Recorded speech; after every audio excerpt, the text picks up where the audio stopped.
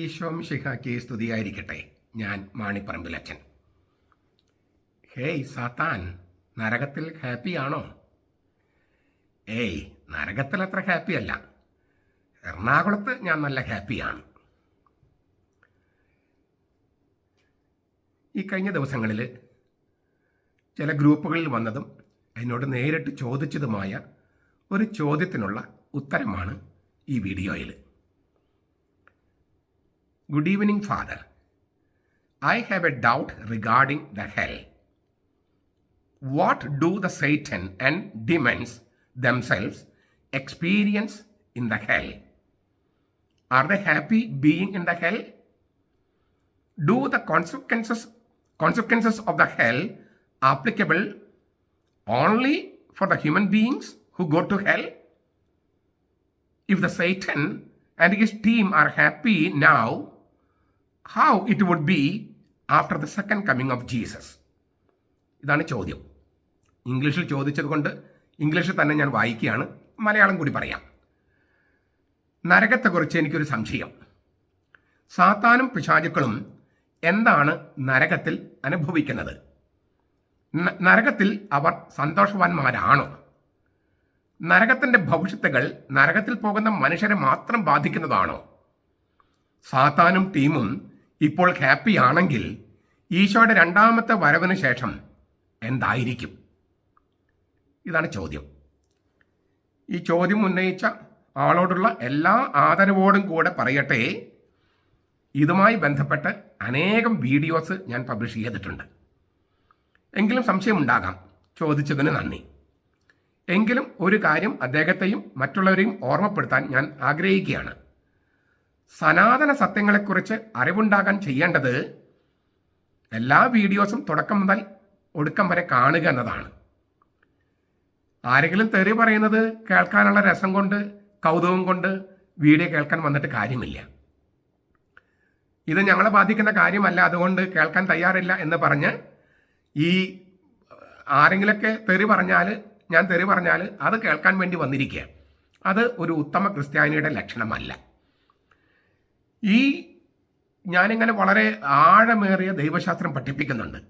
അങ്ങനെ പഠിപ്പിക്കുന്ന മറ്റ് ചാനലുകൾ ഉണ്ടാകാം, അധികം ഞാൻ കണ്ടിട്ടില്ല. അപ്പോൾ നിങ്ങൾ ആദ്യം മുതൽ അവസാനം വരെ ഇത് കാണുകയും നോട്ട് കുറിക്കുകയും സംശയങ്ങൾ രേഖപ്പെടുത്തുകയും സംശയങ്ങൾ ചോദിക്കുക വേണം ചെയ്യാൻ. മാത്രമല്ല, പല ഒരു വീഡിയോസിലെല്ലാം കൂടി പറയാൻ പറ്റത്തില്ലല്ലോ. അപ്പോൾ പരസ്പരം ബന്ധപ്പെടുത്തി നിങ്ങൾക്കത് മനസ്സിലാകും. ഞാൻ പലപ്പോഴും അവിടെ പറഞ്ഞിട്ടുണ്ട്, ഇവിടെ പറഞ്ഞിട്ടുണ്ടെന്നൊക്കെ പറയും. അപ്പോൾ അത് ബന്ധപ്പെടുത്തി പൊരുളുകൾ കണ്ടെത്താൻ ശ്രമിക്കുക. സംശയങ്ങളുണ്ടെങ്കിൽ തീർച്ചയായിട്ടും ചോദിച്ച് വ്യക്തത വരുത്തുക. അങ്ങനെ ഇങ്ങനെ ചോദിച്ചതിന് ഒത്തിരി നന്ദി. സ്വാഭാവികമായിട്ടും ഒരു ചോദ്യം ഉണ്ടാകാം.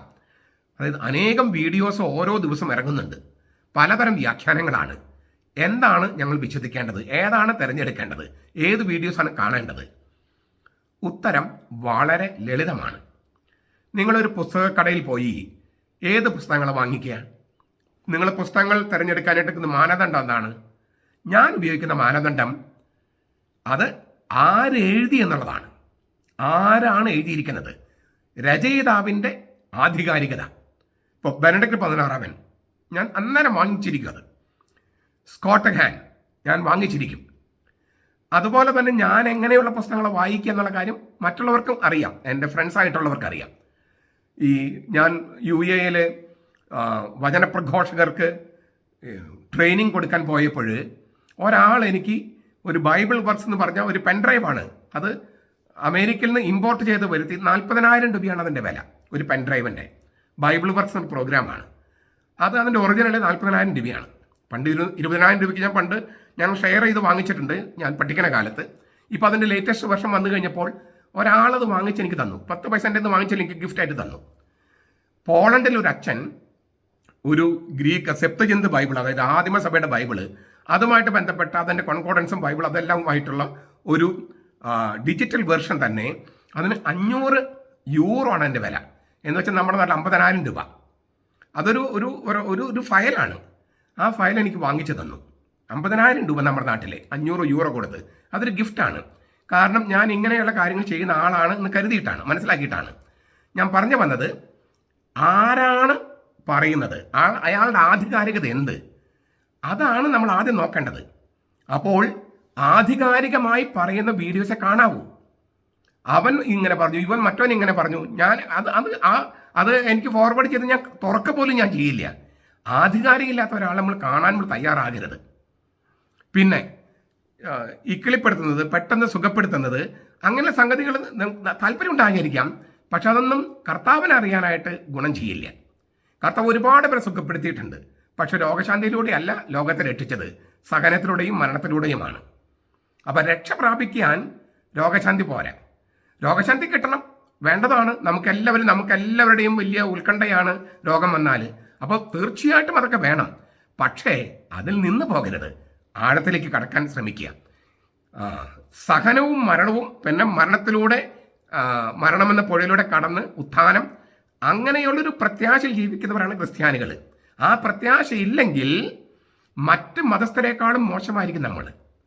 അതുകൊണ്ട് സനാതനമായ കാര്യങ്ങൾ അറിയാനായിട്ട് എൻ്റെ വീഡിയോസ് കാണുക. അത് ആദ്യം മുതൽ അവസാനം വരെ കണ്ട് നോട്ട് കുറിച്ച് നിങ്ങൾ പരസ്പരം ബന്ധപ്പെടുത്തിയൊക്കെ കണ്ടാൽ നിങ്ങളുടെ ഒരുപാട് ചോദ്യങ്ങൾക്കുള്ള ഉത്തരങ്ങൾ അവിടെ കിട്ടും. ചോദ്യങ്ങൾക്ക് ഉത്തരം മാത്രമല്ല, കർത്താവിനെ തിരിച്ചറിയാനായിട്ട്, കർത്താവിൻ്റെ രഹസ്യം തിരിച്ചറിയാനായിട്ട്, നമ്മുടെ രഹസ്യം തിരിച്ചറിയാനായിട്ട് അത് ഉപകരിക്കും.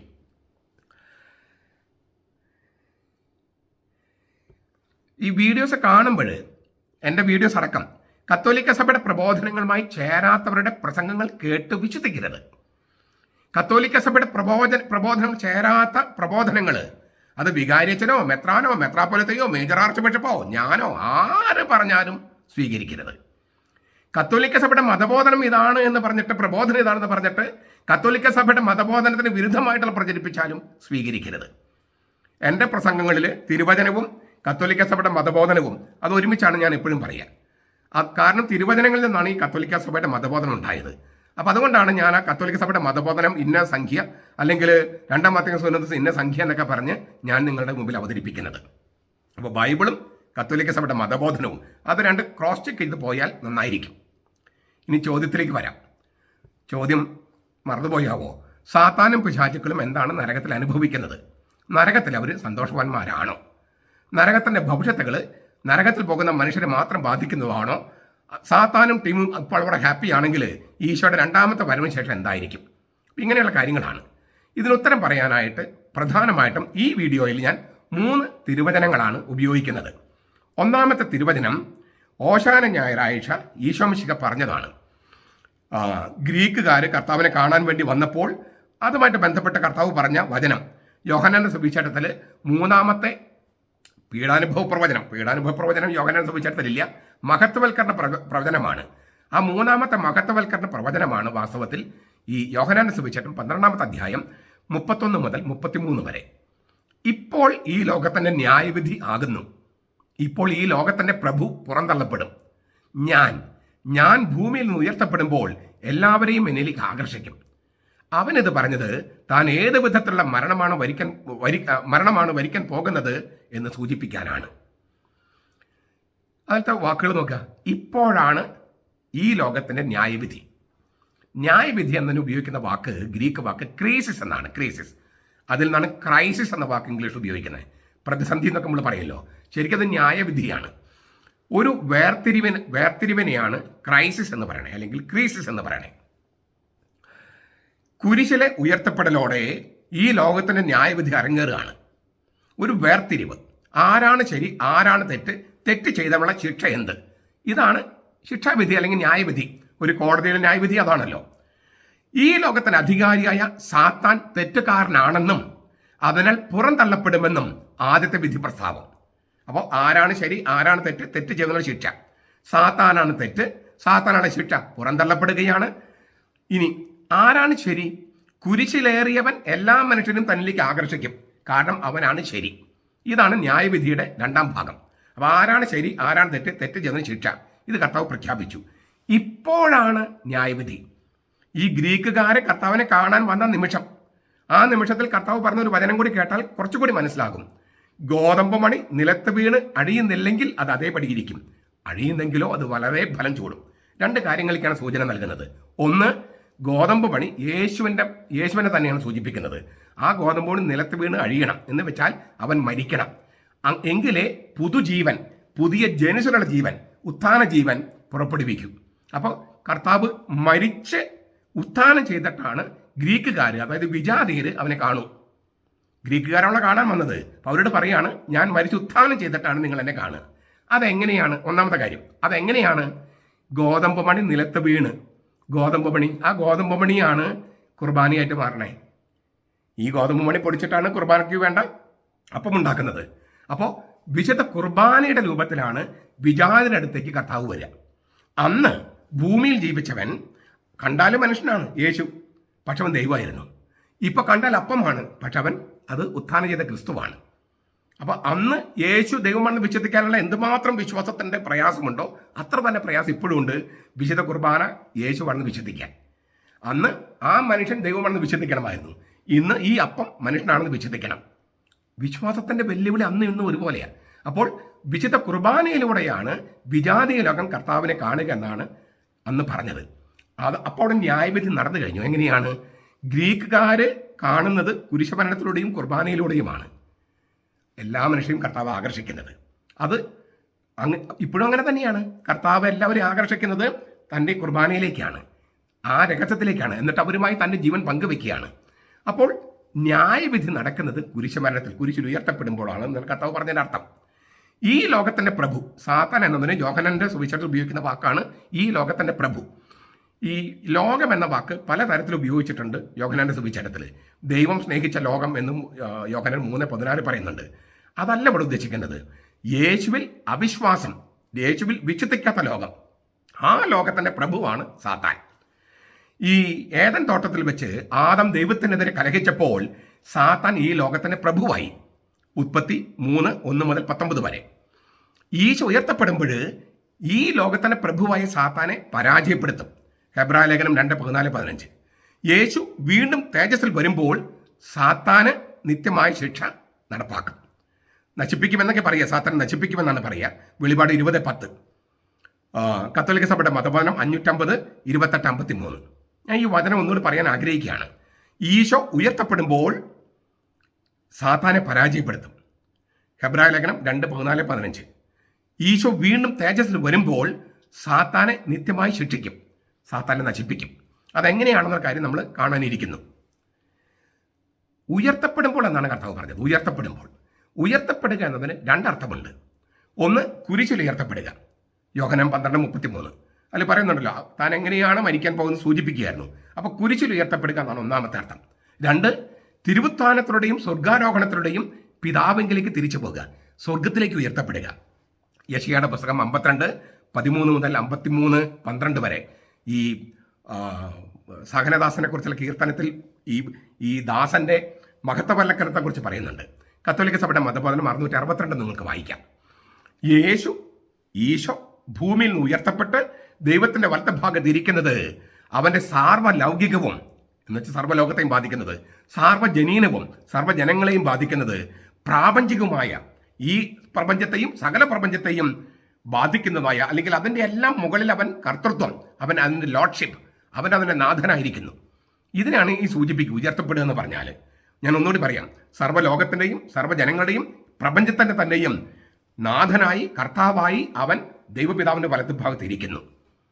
അവൻ്റെ മുമ്പിൽ സകല മുട്ടുകളും മടങ്ങും. ഇല്ലേ? ഭൂമിയിലും സ്വർഗത്തിലും അധോലോകത്ത് പാതാളത്തിലുമുള്ളവരുടെ മുട്ടുകൾ മടങ്ങും. പാതാളത്തിൽ ആരാ ഉള്ളതെന്നൊക്കെ നമ്മൾ കാണാനിരിക്കുകയാണ്. ഇന്നത്തെ വീഡിയോയിൽ കാണാം.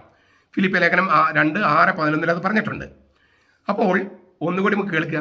ഈശോ കുരിശിൽ ഉയർത്തപ്പെട്ടു. അപ്പോൾ ഈ ലോകത്തിന്റെ അധികാരിയായ പ്രഭുവായ സാത്താൻ പുറന്തള്ളപ്പെട്ടു. അത്രയും ക്ലിയർ ആയില്ലേ? ഇത് നമ്മൾ വിശ്വസിക്കണം. യേശു കുരിശിൽ ഉയർത്തപ്പെട്ടു. ആ കുരിശിൽ ഉയർത്തപ്പെട്ടപ്പോൾ ഈ ലോകത്തിന്റെ അധികാരിയായ പ്രഭുവായ സാത്താൻ പുറന്തള്ളപ്പെട്ടു. അപ്പോൾ നമുക്ക് രണ്ട് ചോദ്യങ്ങളും വരും. ഒന്ന്, എന്തുകൊണ്ട് ഇപ്പോൾ സാത്താനെ പൂർണ്ണമായി നശിപ്പിച്ചില്ല, അല്ലെങ്കിൽ അവനെ പൂർണ്ണമായിട്ടും പരാജയപ്പെടുത്തിയെങ്കിലും എന്തുകൊണ്ട് അവനെ തീർത്തും ഇല്ലാതാക്കിയില്ല? ഒരു ചോദ്യം. രണ്ട്, എവിടേക്കാണ് പുറന്തള്ളപ്പെട്ടത്? ഒന്നാമത്തെ ചോദ്യത്തിന് ഉത്തരം ഞാൻ കഴിഞ്ഞ ദിവസം നമ്മളെ എല്ലാ തിങ്കളാഴ്ചകളിലും ഉൽപ്പത്തി പുസ്തകം തൊട്ട്, പഴയ നിയമത്തിൽ ഉൽപ്പത്തി പുസ്തകം തൊട്ട് പഠിക്കുന്നുണ്ട്. അപ്പോൾ ഞാൻ 2 പ്രാവശ്യമെങ്കിലും ഇതുവരെ പറഞ്ഞു കഴിഞ്ഞിട്ടുണ്ട്. അതിനു മുമ്പ് ചോദ്യങ്ങൾക്ക് ഉത്തരമായിട്ടും പറഞ്ഞിട്ടുണ്ട്. എന്തുകൊണ്ട് തിന്മ വേണം, എന്തുകൊണ്ട് സാത്താൻ വേണമെന്ന്. എന്തുകൊണ്ട് വേണം? മനുഷ്യനെ മനുഷ്യനാക്കുന്നത് സ്വാതന്ത്ര്യമാണ്. എന്താണ് സ്വാതന്ത്ര്യം? നന്മയും തിന്മയും വേർതിരിച്ചറിയാനുള്ള കഴിവ്. അപ്പം തിന്മയില്ലെങ്കിൽ സ്വാതന്ത്ര്യത്തിൽ നിലനിൽക്കാൻ കഴിയില്ല. സ്വാതന്ത്ര്യമില്ലെങ്കിൽ മനുഷ്യനില്ല. സ്വാതന്ത്ര്യമാണ് മനുഷ്യനെ മനുഷ്യനാക്കുന്നത്. മറ്റ് ജീവികളിൽ നിന്ന് മനുഷ്യനെ വേർതിരിച്ച് നിർത്തുന്നത് സ്വാതന്ത്ര്യമാണ്. മറ്റൊരു ജീവിക്കും നന്മ തിന്മകൾ വേർതിരിച്ചറിയാനുള്ള കഴിവില്ല. അപ്പോൾ നന്മ തിന്മ ഇത് വേർതിരിച്ചറിയാനുള്ള കഴിവായ സ്വാതന്ത്ര്യം ആണ് മനുഷ്യനെ മനുഷ്യനാക്കുന്നത്. സ്വാതന്ത്ര്യമില്ലെങ്കിൽ മനുഷ്യനില്ല. തിന്മയില്ലെങ്കിൽ പിന്നെ നന്മയും തിന്മയും തമ്മിൽ വേർതിരിച്ചറിയാൻ പറ്റുമോ? അപ്പം മനുഷ്യനായിരിക്കണമെങ്കിൽ തിന്മ സാത്താൻ വേണം. എന്നിട്ട് സാത്താനെ ഉപേക്ഷിക്കുകയും ദൈവത്തെ സ്വീകരിക്കുകയും ചെയ്യുക. ഈ ഒരു വെല്ലുവിളിയാണ് ദൈവം മനുഷ്യന് മുമ്പിൽ വെച്ചിരിക്കുന്നത്. അത് സ്വാതന്ത്ര്യം എന്ന ആ ഫാക്കൽറ്റി കൊണ്ടാണ്. ചുരുക്കത്തിൽ ഈ തിന്മ അല്ലെങ്കിൽ സാത്താൻ ഇല്ലാതെ മനുഷ്യൻ ഉണ്ടാക്കാൻ പറ്റില്ല. കാരണം മനുഷ്യനെ മനുഷ്യനാക്കുന്ന സ്വാതന്ത്ര്യമാണ്. സ്വാതന്ത്ര്യം എന്ന് പറഞ്ഞാൽ നന്മയും തിന്മയും തമ്മിലുള്ള വേർതിരിച്ചറിവാണ്. എന്നിട്ട് നന്മ സ്വീകരിക്കാനും തിന്മ നിരാകരിക്കാനും കഴിയാം. അപ്പോൾ സാത്താനെ പൂർണ്ണമായിട്ട് അങ്ങ് നശിപ്പിക്കുകയല്ല, മറിച്ച് സാത്താനെ നിലനിർത്തിയിരിക്കുകയാണ്. സാത്താനെ പരാജയപ്പെടുത്തി. എങ്ങനെ പരാജയപ്പെടുത്തുന്ന കാര്യം നമ്മൾ കാണാൻ വരികയാണ്. അതുമായിട്ട് ബന്ധപ്പെട്ടാണ് പുറന്തള്ളപ്പെടുക ഇല്ലേ. ഞാൻ ഉയർത്തപ്പെടുമ്പോൾ അത് കുരിശിലുയർത്തപ്പെടുകയും സ്വർഗത്തിലേക്ക് ഉയർത്തപ്പെടുകയുമാണ്. അങ്ങനെ ഉയർത്തപ്പെടുമ്പോൾ ഈ ലോകത്തിൻ്റെ പ്രഭുവായ സാത്താൻ പുറന്തള്ളപ്പെടും. ആ പുറന്തള്ളപ്പെടലാണ് അവനുള്ള ആദ്യത്തെ ശിക്ഷ നമ്മൾ പറഞ്ഞു കഴിഞ്ഞു. എവിടേക്കാണ് പുറന്തള്ളപ്പെട്ടത്? പിന്നെ വെറുതെ പുറന്തള്ളപ്പെടുകയായിരുന്നോ? അല്ലെങ്കിൽ എവിടേക്കാണ് പുറന്തള്ളപ്പെട്ടത്? അതിനുള്ള ഉത്തരമാണ് രണ്ടാമത്തെ തിരുവചനം. ഞാൻ പറഞ്ഞതിൽ 3 തിരുവചനമാണ് നമ്മൾ ഇന്ന് പറയണമെന്ന് പറഞ്ഞു. രണ്ടാമത്തെ തിരുവചനം മർക്കോസിന് സുവിശേഷം 3-ാമത്തെ അധ്യായം 22 മുതൽ 29 വരെ വചനങ്ങൾ. യെറൂസലേമിൽ നിന്ന് വന്ന വേദശാസ്ത്രിമാർ പറഞ്ഞു, അവനെ ബേൽസബൂൽ ആവേശിച്ചിരിക്കുന്നു. ഭൂതങ്ങളുടെ തലവനെ കൊണ്ടാണ് അവൻ ഭൂതങ്ങളെ പുറത്താക്കുന്നത്. അവൻ അവരടുത്ത് വിളിച്ച് ഉപമകൾ വഴി അവരോട് പറഞ്ഞു, സാത്താന് എങ്ങനെയാണ് സാത്താനെ പുറത്താക്കാൻ കഴിയുക? ഒരു രാജ്യം അതിൽ തന്നെ ഭിന്നിച്ചിരുന്നാൽ ആ രാജ്യത്തിന് നിലനിൽക്കാൻ കഴിയുകയില്ല. ഒരു വീട് അതിൽ തന്നെ ഛിദ്രിച്ചിരുന്നാൽ ആ വീടിന് നിലനിൽക്കാൻ കഴിയില്ല. സാത്താൻ തന്നോട് തന്നെ എതിർത്ത് ഭിന്നിച്ചാൽ അവന് നിലനിൽക്കാൻ കഴിയുകയില്ല. അവൻ്റെ അവസാനം വന്നു കഴിഞ്ഞു. ശക്തനെ പിടിച്ചു കെട്ടിയിട്ടല്ലാതെ അവൻ്റെ വീട്ടിൽ കടന്ന് അവൻ്റെ വസ്തുക്കൾ കവർച്ച ചെയ്യാൻ ആർക്കും കഴിയുകയില്ല. പിടിച്ചു കെട്ടിയാൽ അവൻ്റെ ഭവനം, വീട് കൊള്ള ചെയ്യാനായിട്ട് കഴിയും.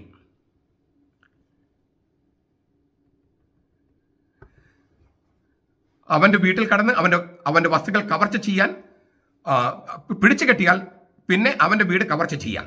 സത്യമായി ഞാൻ നിങ്ങളോട് പറയുന്നു, മനുഷ്യമക്കളുടെ സകല പാപങ്ങളും അവർ ദുഷിച്ച് പറഞ്ഞ സകല ദൂഷണങ്ങളും ക്ഷമിക്കപ്പെടും. പരിശുദ്ധാത്മാവിനെതിരായി ദൂഷണം പറയുന്നവന് ഒരു കാലത്തും പാപത്തിൽ മോചനം കിട്ടാതെ നിത്യപാപത്തിന് ഉത്തരവാദിയാകും. ഈ യേശു ബാധയൊഴിപ്പിച്ചപ്പോൾ അത് ബേൽസബൂൽ, പിശാചുകളുടെ തലവനായ ബേൽസബൂലിനെ കൊണ്ടാണ് എന്നെല്ലാം പറഞ്ഞിട്ടുള്ള ആരോപണത്തിന് മറുപടിയാണ് കൊടുക്കുന്നത്. ആ മറുപടി പല കാര്യങ്ങളുണ്ട്. ഒരു രാജ്യം ഭിന്നിച്ചിരുന്നാൽ നിലനിൽക്കില്ല, ഒരു വീട് ഭിന്നിച്ചിരുന്നാൽ നിലനിൽക്കില്ല, സാത്താൻ അതിൽ ഭിന്നിച്ച സാത്താൻ നിലനിൽക്കില്ല എന്നെല്ലാം പറഞ്ഞിട്ട് 27-ാമത്തെ വാക്യം, ശക്തനെ പിടിച്ചു കെട്ടിട്ടല്ലാതെ അവൻ്റെ വീട്ടിൽ കടന്നവൻ്റെ വസ്തുക്കൾ കവർച്ച ചെയ്യാൻ ആർക്കും കഴിയില്ല. പിടിച്ചു കെട്ടിയാൽ പിന്നെ അവൻ്റെ വീട് കവർച്ച ചെയ്യാം. കർത്താവ് ഭൂതോച്ചാടനം അല്ലെങ്കിൽ ബാധയൊഴിപ്പിക്കുന്നതിന് കൊടുക്കുന്ന നിർവചനമാണ്. ശക്തനായവനാണ് ഈ സാത്താൻ. ശക്തനായ സാത്താൻ്റെ ഭവനമാണ് പാതാളം, നരകം. അപ്പോൾ ആ ഭവനം, ആ നരകം കൊള്ളയടിക്കണമെങ്കിൽ, പാതാളം കൊള്ളയടിക്കണമെങ്കിൽ ഈ ശക്തനെ പിടിച്ചു കെട്ടണമെന്നാണ് കർത്താവ് പറഞ്ഞത്. അപ്പോൾ എവിടേക്കാണ് പുറന്തള്ളപ്പെട്ടത്, എങ്ങനെയാണ് പുറന്തള്ളപ്പെട്ടത് എന്ന് കർത്താവ് കൃത്യമായിട്ട് പറഞ്ഞു കഴിഞ്ഞു. എവിടേക്കാണ്? പാതാളത്തിലേക്കാണ് സാത്താൻ പുറന്തള്ളപ്പെട്ടത്. കർത്താവ് കുരിശിൽ ഉയർത്തപ്പെട്ടപ്പോൾ, സ്വർഗത്തിലേക്ക് ഉയർത്തപ്പെട്ടപ്പോൾ സാത്താൻ പുറന്തള്ളപ്പെട്ടത് പാതാളത്തിലേക്കാണ്. എന്നിട്ട് ആ പാതാളത്തിലേക്ക് കർത്താവ് ഇറങ്ങി സാത്താനെ ബന്ധിച്ചു, ശക്തനാവിനെ പിടിച്ചു കെട്ടി. എന്നിട്ട് അവൻ്റെ ഭവനം കൊള്ള ചെയ്തു, അവൻ്റെ വീട് കൊള്ളയടിച്ചു. അതാണ് ഓരോ ബാധയൊഴിപ്പിക്കലും, ഓരോ ഭൂതോച്ചാടനവും പിശാചന്റെ ഭവനം കൊള്ളയടിക്കലാണ്. അതെങ്ങനെയാണ് കൊള്ളയടിക്കാൻ സാധിച്ചത്? പിശാചനെ ആദ്യം ബന്ധിച്ചത് കൊണ്ട്. അപ്പോൾ സാത്താൻ പുറന്തള്ളപ്പെട്ടു. ഈ വീണുപോയ മാലാഖമാരാണല്ലോ സാത്താൻ, പിശാച്. അവർ സ്വർഗത്തിൽ പുറന്തള്ളപ്പെട്ട് ഭൂമിയിലേക്ക് വന്നു, ഭൂമിയിൽ നിന്ന് പാതാളത്തിലേക്ക് പുറന്തള്ളപ്പെട്ടു കഴിഞ്ഞിട്ട് കർത്താവ് അവിടേക്ക് ഇറങ്ങി സാത്താനെ ബന്ധിച്ചു. എന്നിട്ട് അവൻ്റെ വീട് കവർച്ച ചെയ്യുകയാണ്. ഓരോ ബാധയൊഴിപ്പിക്കലും അങ്ങനെയാണ്. യോഹന്നാന്റെ സുവിശേഷം പറഞ്ഞ എന്താണ്? ഞാൻ കുരിശിലേർത്തപ്പെടുമ്പോൾ ഈ ലോകത്തിന്റെ പ്രഭു പുറന്തള്ളപ്പെടുമെന്നാണ്. കുരിശ് മരണം തന്നെ ഒരു പ്രാപഞ്ചിക ബാധയൊഴിപ്പിക്കലാണ്. കുരിശ് മരണം തന്നെ ഒരു പ്രാപഞ്ചിക ബാധയൊഴിപ്പിക്കലാണ്. ആ പ്രാപഞ്ചിക ബാധയൊഴിപ്പിനെ, കോസ്മിക് എക്സോർസിസം, അതിൻ്റെ ചെറിയ ചെറിയ രൂപങ്ങളാണ് ഓരോ പിശാചബാധ ഒഴിപ്പിക്കുന്നു. അപ്പോൾ ഉത്തരം ഏകദേശം കിട്ടിയില്ലേ? എങ്കിലും സാത്താന് ശക്തിയുണ്ട്. പരാജയപ്പെടുത്തിയിട്ടുണ്ടെങ്കിലും സാത്താന് ശക്തിയുണ്ട്. കാരണം എന്താണ്? ഒന്ന്, അതൊരു സ്പിരിച്വൽ പവറാണ്. സാത്താൻ എന്ന് പറഞ്ഞാൽ ഒരു സ്പിരിച്വൽ പവറാണ്. നമ്മൾ കുറച്ചുകൂടി കഴിയുമ്പോൾ നമുക്ക് കുറച്ചുകൂടി വിശദാംശങ്ങൾ കിട്ടും. അതുകൊണ്ട് തന്നെ നമ്മൾ വിചാരിക്കുന്നതിനേക്കാൾ ഒരുപാട് ശക്തിയുണ്ട്. സഭാപിതാക്കന്മാർ ഒരു ഉപമ പോലത്തെ പറഞ്ഞിട്ടാണ് അത് അവതരിപ്പിച്ചിരുന്നത്. സാത്താനെ ഇങ്ങനെ നോക്കിയാൽ ഇങ്ങനെ കെട്ടിയിട്ടിരിക്കുകയാണ്. എന്നാലും വിരലുകളും, കാലിൻ്റെ വിരലുകളും കൈയുടെ വിരലുകളും സ്വതന്ത്രമാണ്. അതുകൊണ്ട് അവൻ ഇങ്ങനെ ചലിപ്പിക്കുമ്പോഴാണ് ഈ പ്രലോഭനങ്ങളും ഈ ലോകത്തിലെ ഈ തിന്മകളൊക്കെ ഉണ്ടാകുന്നതെന്നാണ്. അതെന്തുകൊണ്ട് നശിപ്പിച്ചില്ല എന്ന കാര്യം നമ്മൾ കണ്ടു കഴിഞ്ഞു. ഓൾറെഡി ഉത്തരം കിട്ടിക്കഴിഞ്ഞു. അപ്പോൾ യേശു സാത്താനെ സ്വർഗത്തിൽ നിന്ന് പുറന്തള്ളപ്പെട്ട് ഭൂമിയിൽ വരികയും ഭൂമിയിൽ നിന്ന് പാതാളത്തേക്ക് പുറന്തള്ളപ്പെടുകയും ചെയ്ത സാത്താനെ പാതാളത്തിൽ ഇറങ്ങി, നരകത്തിലേക്ക് ഇറങ്ങി ബന്ധിച്ച് അവന് ശക്തിക്ക് പരിധി കൽപ്പിച്ചു. ഇതാണ് സംഭവിച്ചത്. ഈ സ്വാഭാവികമായിട്ട് നമ്മൾ വിചാരിക്കും നരകത്തിലേക്ക് ഇറങ്ങി എന്ന് പറയുന്നത് കർത്താവ് മരിച്ചതിന് ശേഷം മാത്രമാണെന്ന്. അല്ല, ഈ രക്തം കൊണ്ടുള്ള മാമോദീസയാണ് കുരിശുമരണം. അതിൻ്റെ പൂർവ്വരൂപമായിരുന്നു ജോർദാനിലെ വെള്ളം കൊണ്ടുള്ള മാമോദീസ. പാപികളാണ് അവിടെ ഉള്ളത്, അല്ലേ? പാപികളല്ലേ മാനസാന്തര പാപങ്ങളുടെ മോചനത്തിന് വേണ്ടിയുള്ള പശ്ചാത്താപത്തിന്റെ മാമോദീസയാണ് യോഹന്നാൻ പരികർമ്മം ചെയ്തത്. പാപങ്ങളുടെ മോചനത്തിന് വേണ്ടി പാപികളാണ് അവിടെ ഓടിക്കൂടിയത്. പാപങ്ങളെല്ലാം അവർ ഏറ്റു പറഞ്ഞെന്നും പറയുന്നുണ്ട്. അപ്പം മൊത്തം പാപത്താൽ ചിഹ്നപ്പെടുത്തേണ്ട ഒരു സ്ഥലമാണ് ജോർദാൻ. അവിടേക്ക് യേശു ചെല്ലുകയാണ്. അപ്പം ആ ജോർദാനിലെ വെള്ളം എന്ന് പറയുന്നത് നരകത്തിലെ തീ പിടിച്ച വെള്ളം അതാണ് ആ ജോർദാന്. അവിടേക്ക് ഈശോ ചെല്ലുകയാണ്. ഈശോ അതിലേക്ക് ഇറങ്ങുകയാണ്. ആ ഇറങ്ങുന്നത് കാഴ്ചക്കാരനായിട്ടല്ല. ഡാന്റയുടെ ഈ ഡിവൈൻ കോമഡിയിൽ, ദിവ്യഹാസം എന്ന് പറഞ്ഞ ആ കവിതയിൽ കാഴ്ചക്കാരൻ്റെ റോളിലാണ് ദാന്റെ നരകത്തിലേക്ക് ഇറങ്ങണേ. യേശു നരകത്തിലേക്ക് ഇറങ്ങുന്നത് കാഴ്ചക്കാരൻ്റെ റോളിലല്ല,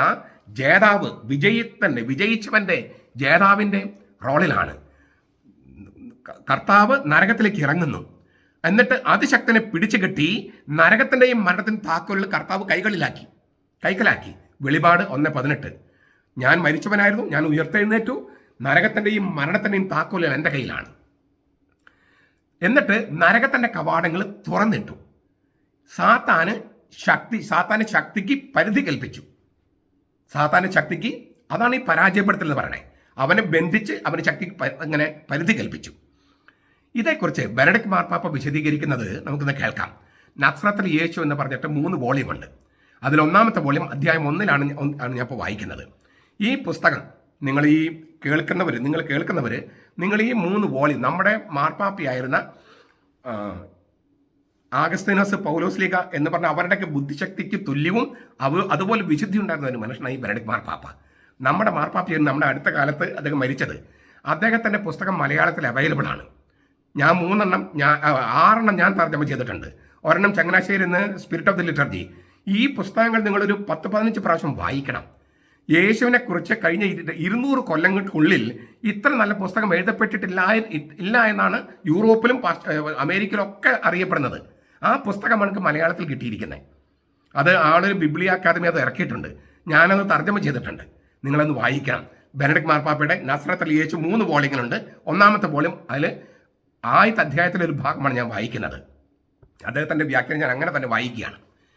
യേശുവിൻ്റെ മാമോദീസയുടെ ആന്തരികമായ അർത്ഥതലത്തെ പൗരസ്ത്യ സഭ അതിൻ്റെ ആരാധനാക്രമത്തിലൂടെയും ഐക്കണുകളെക്കുറിച്ചുള്ള ദൈവശാസ്ത്രത്തിലൂടെയും കൂടുതൽ ആഴത്തിൽ വികസിപ്പിച്ചെടുത്തിട്ടുണ്ട്.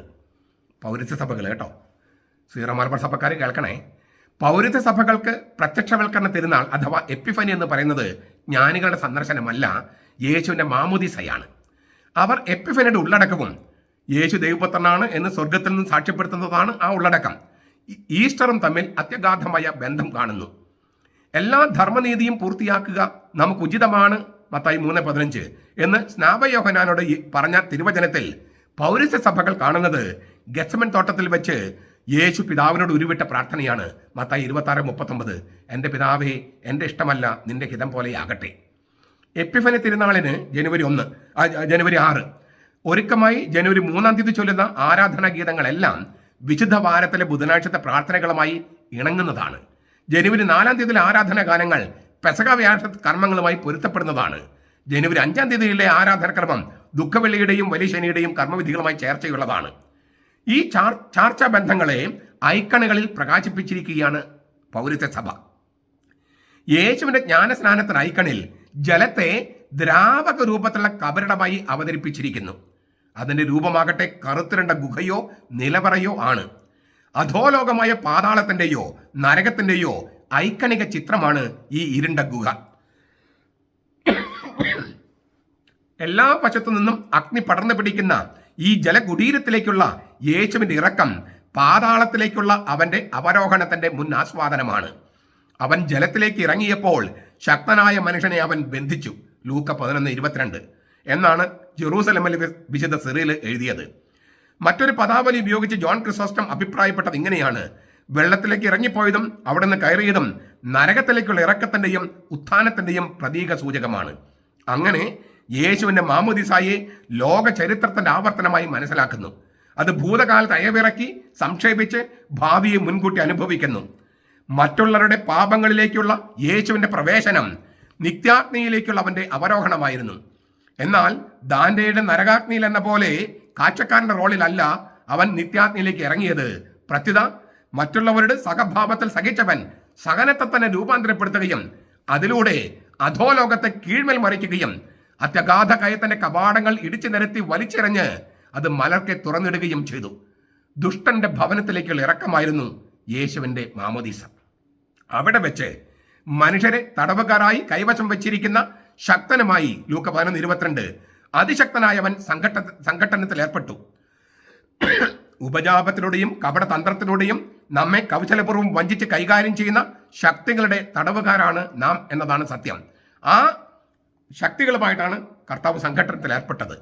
ശക്തനായവനെ തോൽപ്പിക്കാൻ ചരിത്രത്തിലുടനീളം ലോകത്തിന് കെൽപ്പില്ലായിരുന്നു. അവനേക്കാൾ ശക്തനായ ഒരുവന് മാത്രമേ, സാത്താനേക്കാൾ ശക്തനായ ഒരുവന് മാത്രമേ അത് അവനെ ബന്ധിക്കാനും തോൽപ്പിക്കാനും കഴിഞ്ഞുള്ളൂ. അതിശക്തനായ യേശുവാകട്ടെ ദൈവമായുള്ള തന്റെ തുല്യതയാൽ ലോകത്തിന്റെ പാപം മുഴുവൻ തന്റെ മേൽ ചുമന്ന് പിന്നെ അതിലൂടെ അവസാനം വരെ സഹിച്ച് അധപതിച്ചവരെ തനത് സ്വഭാവത്തിലേക്ക് യാതൊന്നും നിബന്ധിക്കാതിരിക്കാൻ അവൻ ശ്രദ്ധിച്ചു. ഈ സംഘർഷമാണ് പുതിയ സാഹചര്യം സൃഷ്ടിക്കുന്നതും പുതിയ ആകാശവും പുതിയ ഭൂമിയും സജ്ജമാക്കുന്നതുമായ ഉണ്മയുടെ മാനസാന്തരം.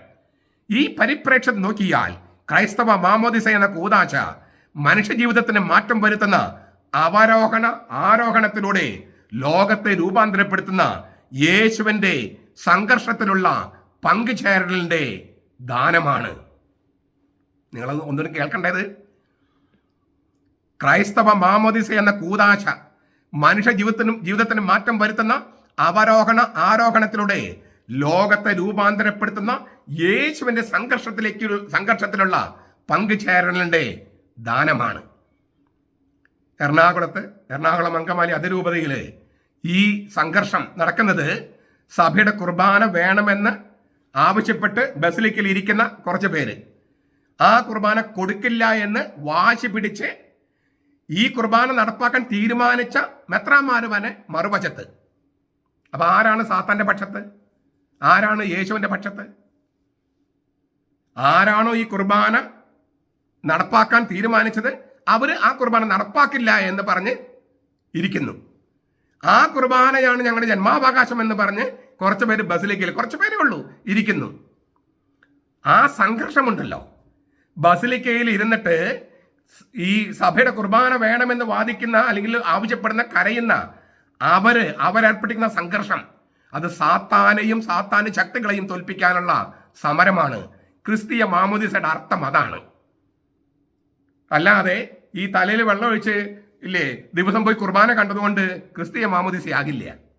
ഇപ്പൊ ശരിക്കും ക്രിസ്തീയ മാമോദിസ ആ സംഘർഷം അതിലേർപ്പെട്ടിരിക്കുന്നത് ഈ കുർബാന കിട്ടാൻ വേണ്ടിയിരിക്കുന്ന സമരത്തിലിരിക്കുന്ന ആളുകളാണ്. ഞാൻ അതുകൊണ്ട് പറഞ്ഞിട്ടുണ്ട് മുൻപ്, അവരുടെ പേരുകളാണ് ജീവന്റെ പുസ്തകത്തിൽ എഴുതപ്പെടുക.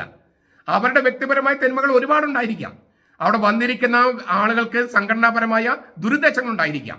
എങ്കിലും അവരവിടെ ഇരിക്കുന്നത് സത്യമായ കുർബാന കിട്ടാൻ വേണ്ടിയാണ് എന്നതുകൊണ്ടും ആ കുർബാന മുടക്കുന്നത് ആരാണോ അവർ സാത്താന്റെ പക്ഷത്താണ് എന്ന കാര്യം ഇവരോട് തെളിയുന്നത് കൊണ്ടും അവരുടെ പേരുകൾ ജീവന്റെ പുസ്തകത്തിൽ എഴുതപ്പെടും ആദ്യം.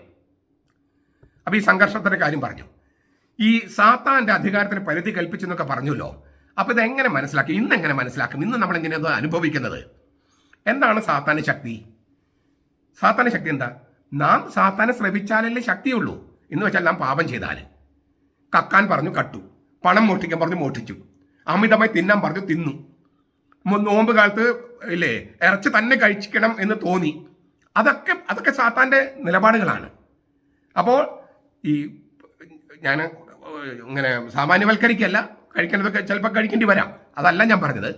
പൊതുവായ ഒരു നിഗമനം എന്താണ്? സാത്താനെ കേൾക്കുക, സാത്താന്റെ വചനങ്ങൾക്ക് അനുസരിക്കുക, അപ്പോഴേ സാത്താന് ശക്തിയുള്ളൂ. സാത്താന്റെ പ്രലോഭനങ്ങൾ നമ്മൾ എതിർത്താൽ പിന്നെ സാത്താൻ എന്ത് ശക്തിയുള്ളത്? എന്ന് വെച്ചാൽ നാം പാപം ചെയ്താൽ മാത്രമേ സാത്താന് ശക്തിയുള്ളൂ. ശരിയല്ലേ?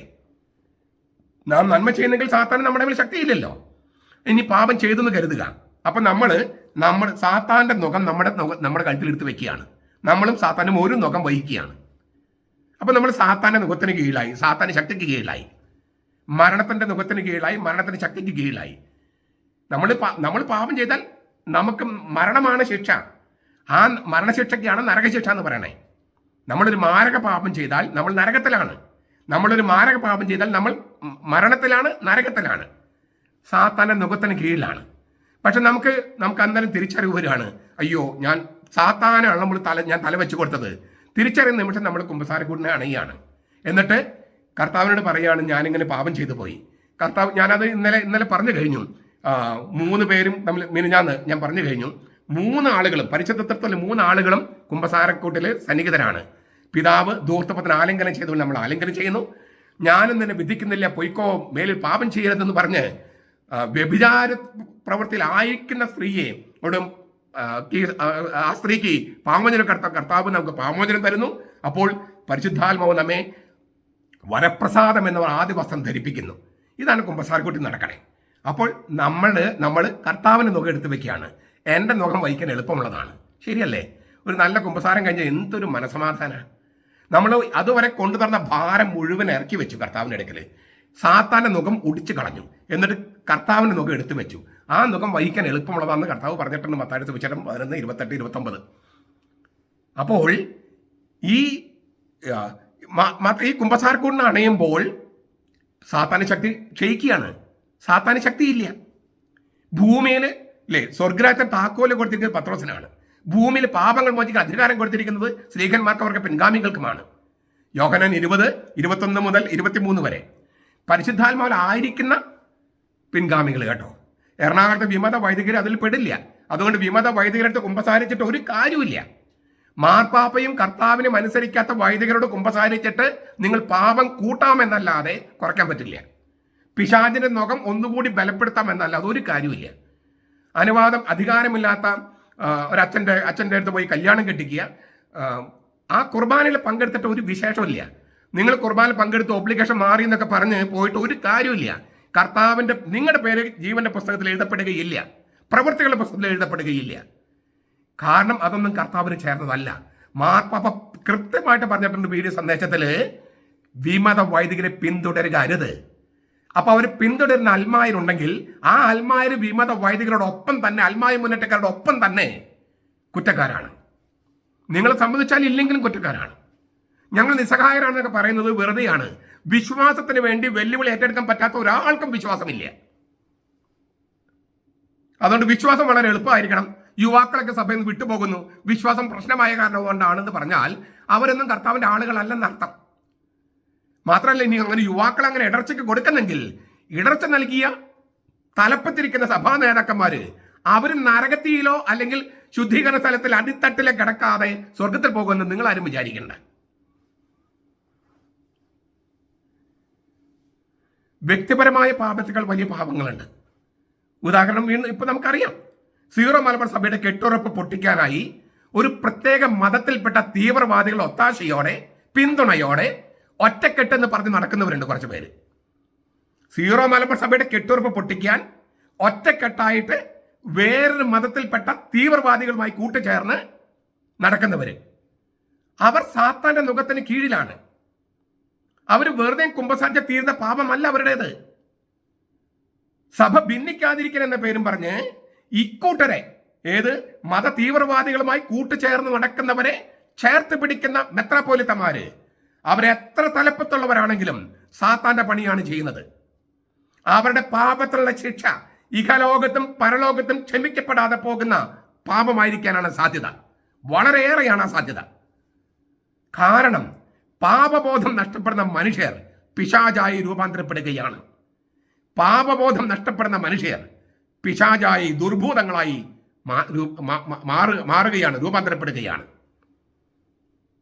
അപ്പൊ ഇതൊക്കെ ഈ കുംഭസാരം എന്ന കൂദാശിയെ എത്രമാത്രം നമ്മൾ അകറ്റി നിർത്തുന്നുവോ അത്രത്തോളം സാത്താന്റെ ശക്തി ജയിക്കും.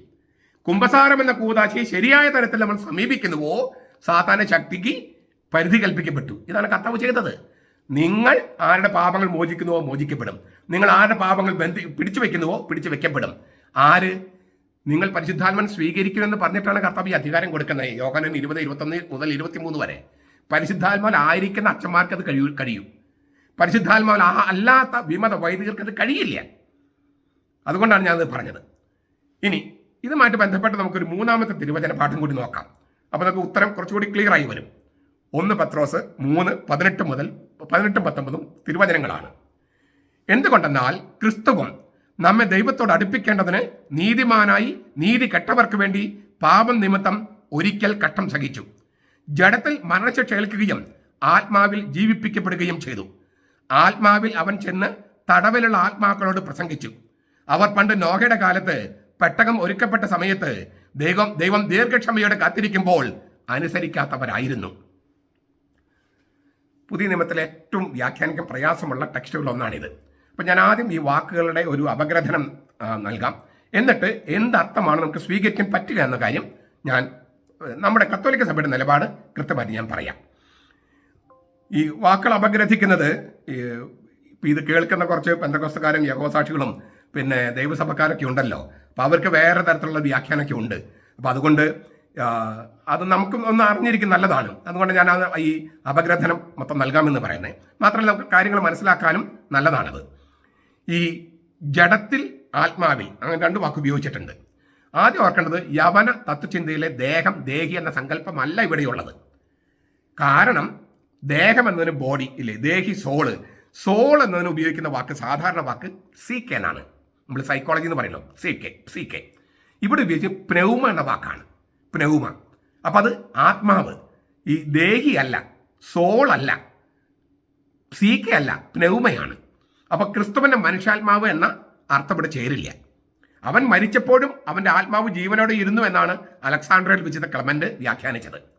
മറ്റൊരു വ്യാഖ്യാനം അനുസരിച്ച് ക്രിസ്തുവിന്റെ അസ്തിത്വത്തിന്റെ 2 മേഖലകളെയാണ് ഉദ്ദേശിക്കുന്നത്. ജഡത്തിൽ എന്ന് പറഞ്ഞാൽ അത് അവന്റെ ഭൗമിക ജീവിതത്തെ സൂചിപ്പിക്കുന്നു. ആത്മാവിൽ എന്ന് പറഞ്ഞാൽ അത് അവന്റെ ഉയർപ്പിക്കപ്പെട്ട അവസ്ഥയെ അവതരിപ്പിക്കുന്നു. അതായത് പരിശുദ്ധാത്മാവിനാൽ രൂപാന്തരപ്പെടുത്തപ്പെട്ട അവസ്ഥ. റോമാലേഖനം 1:3. ജീവദായകനായ ആത്മാവായി മാറി കർത്താവ്.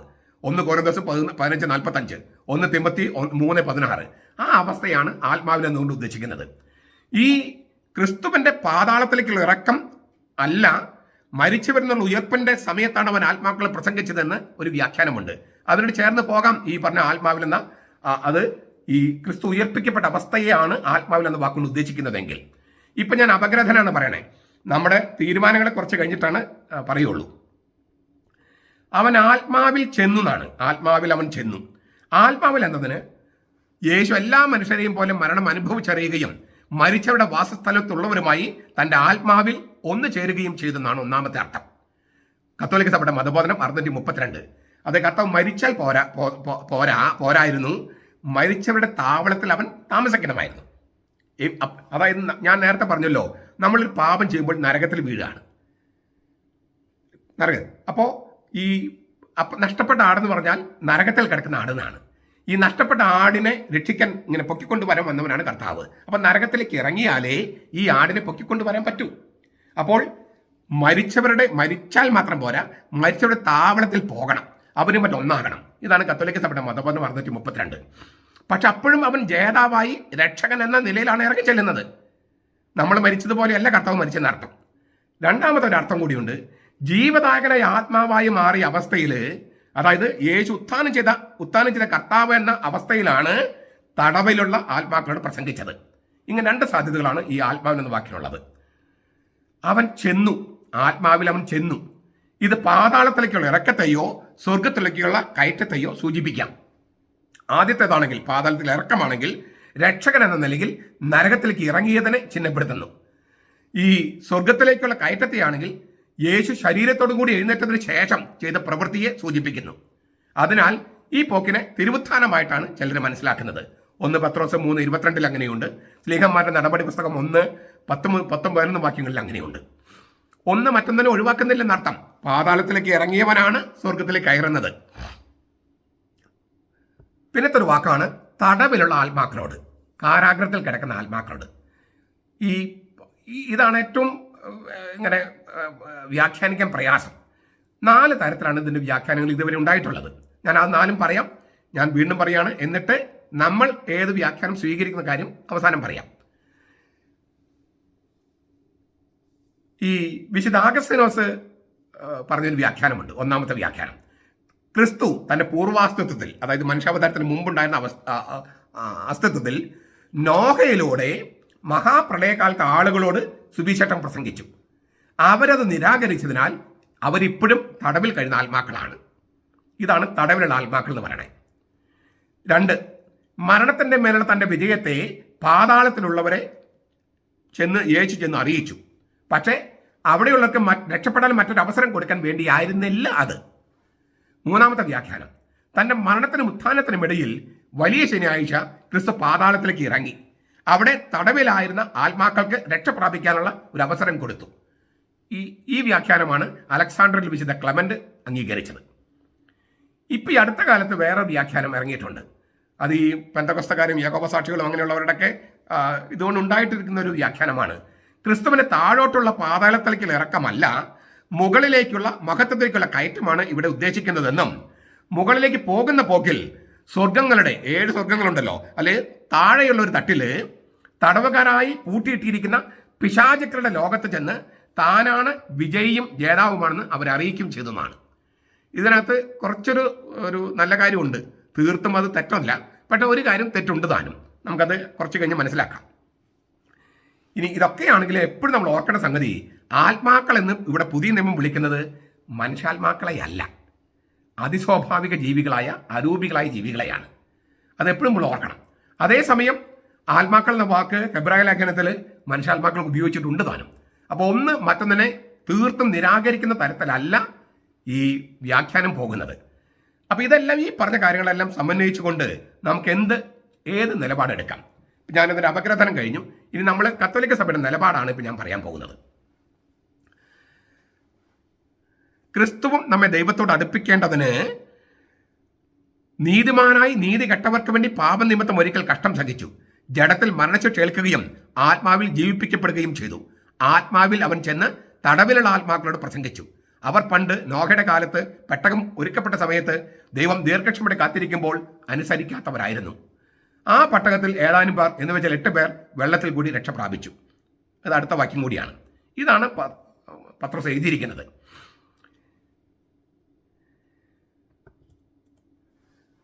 ആദ്യം നമ്മൾ ഓർക്കേണ്ടത്, നമ്മുടെ നിലപാടെടുക്കുമ്പോൾ ക്രിസ്തു ഒരു സാധാരണ മനുഷ്യനല്ല, ദൈവം മനുഷ്യനായ ആളാണ്.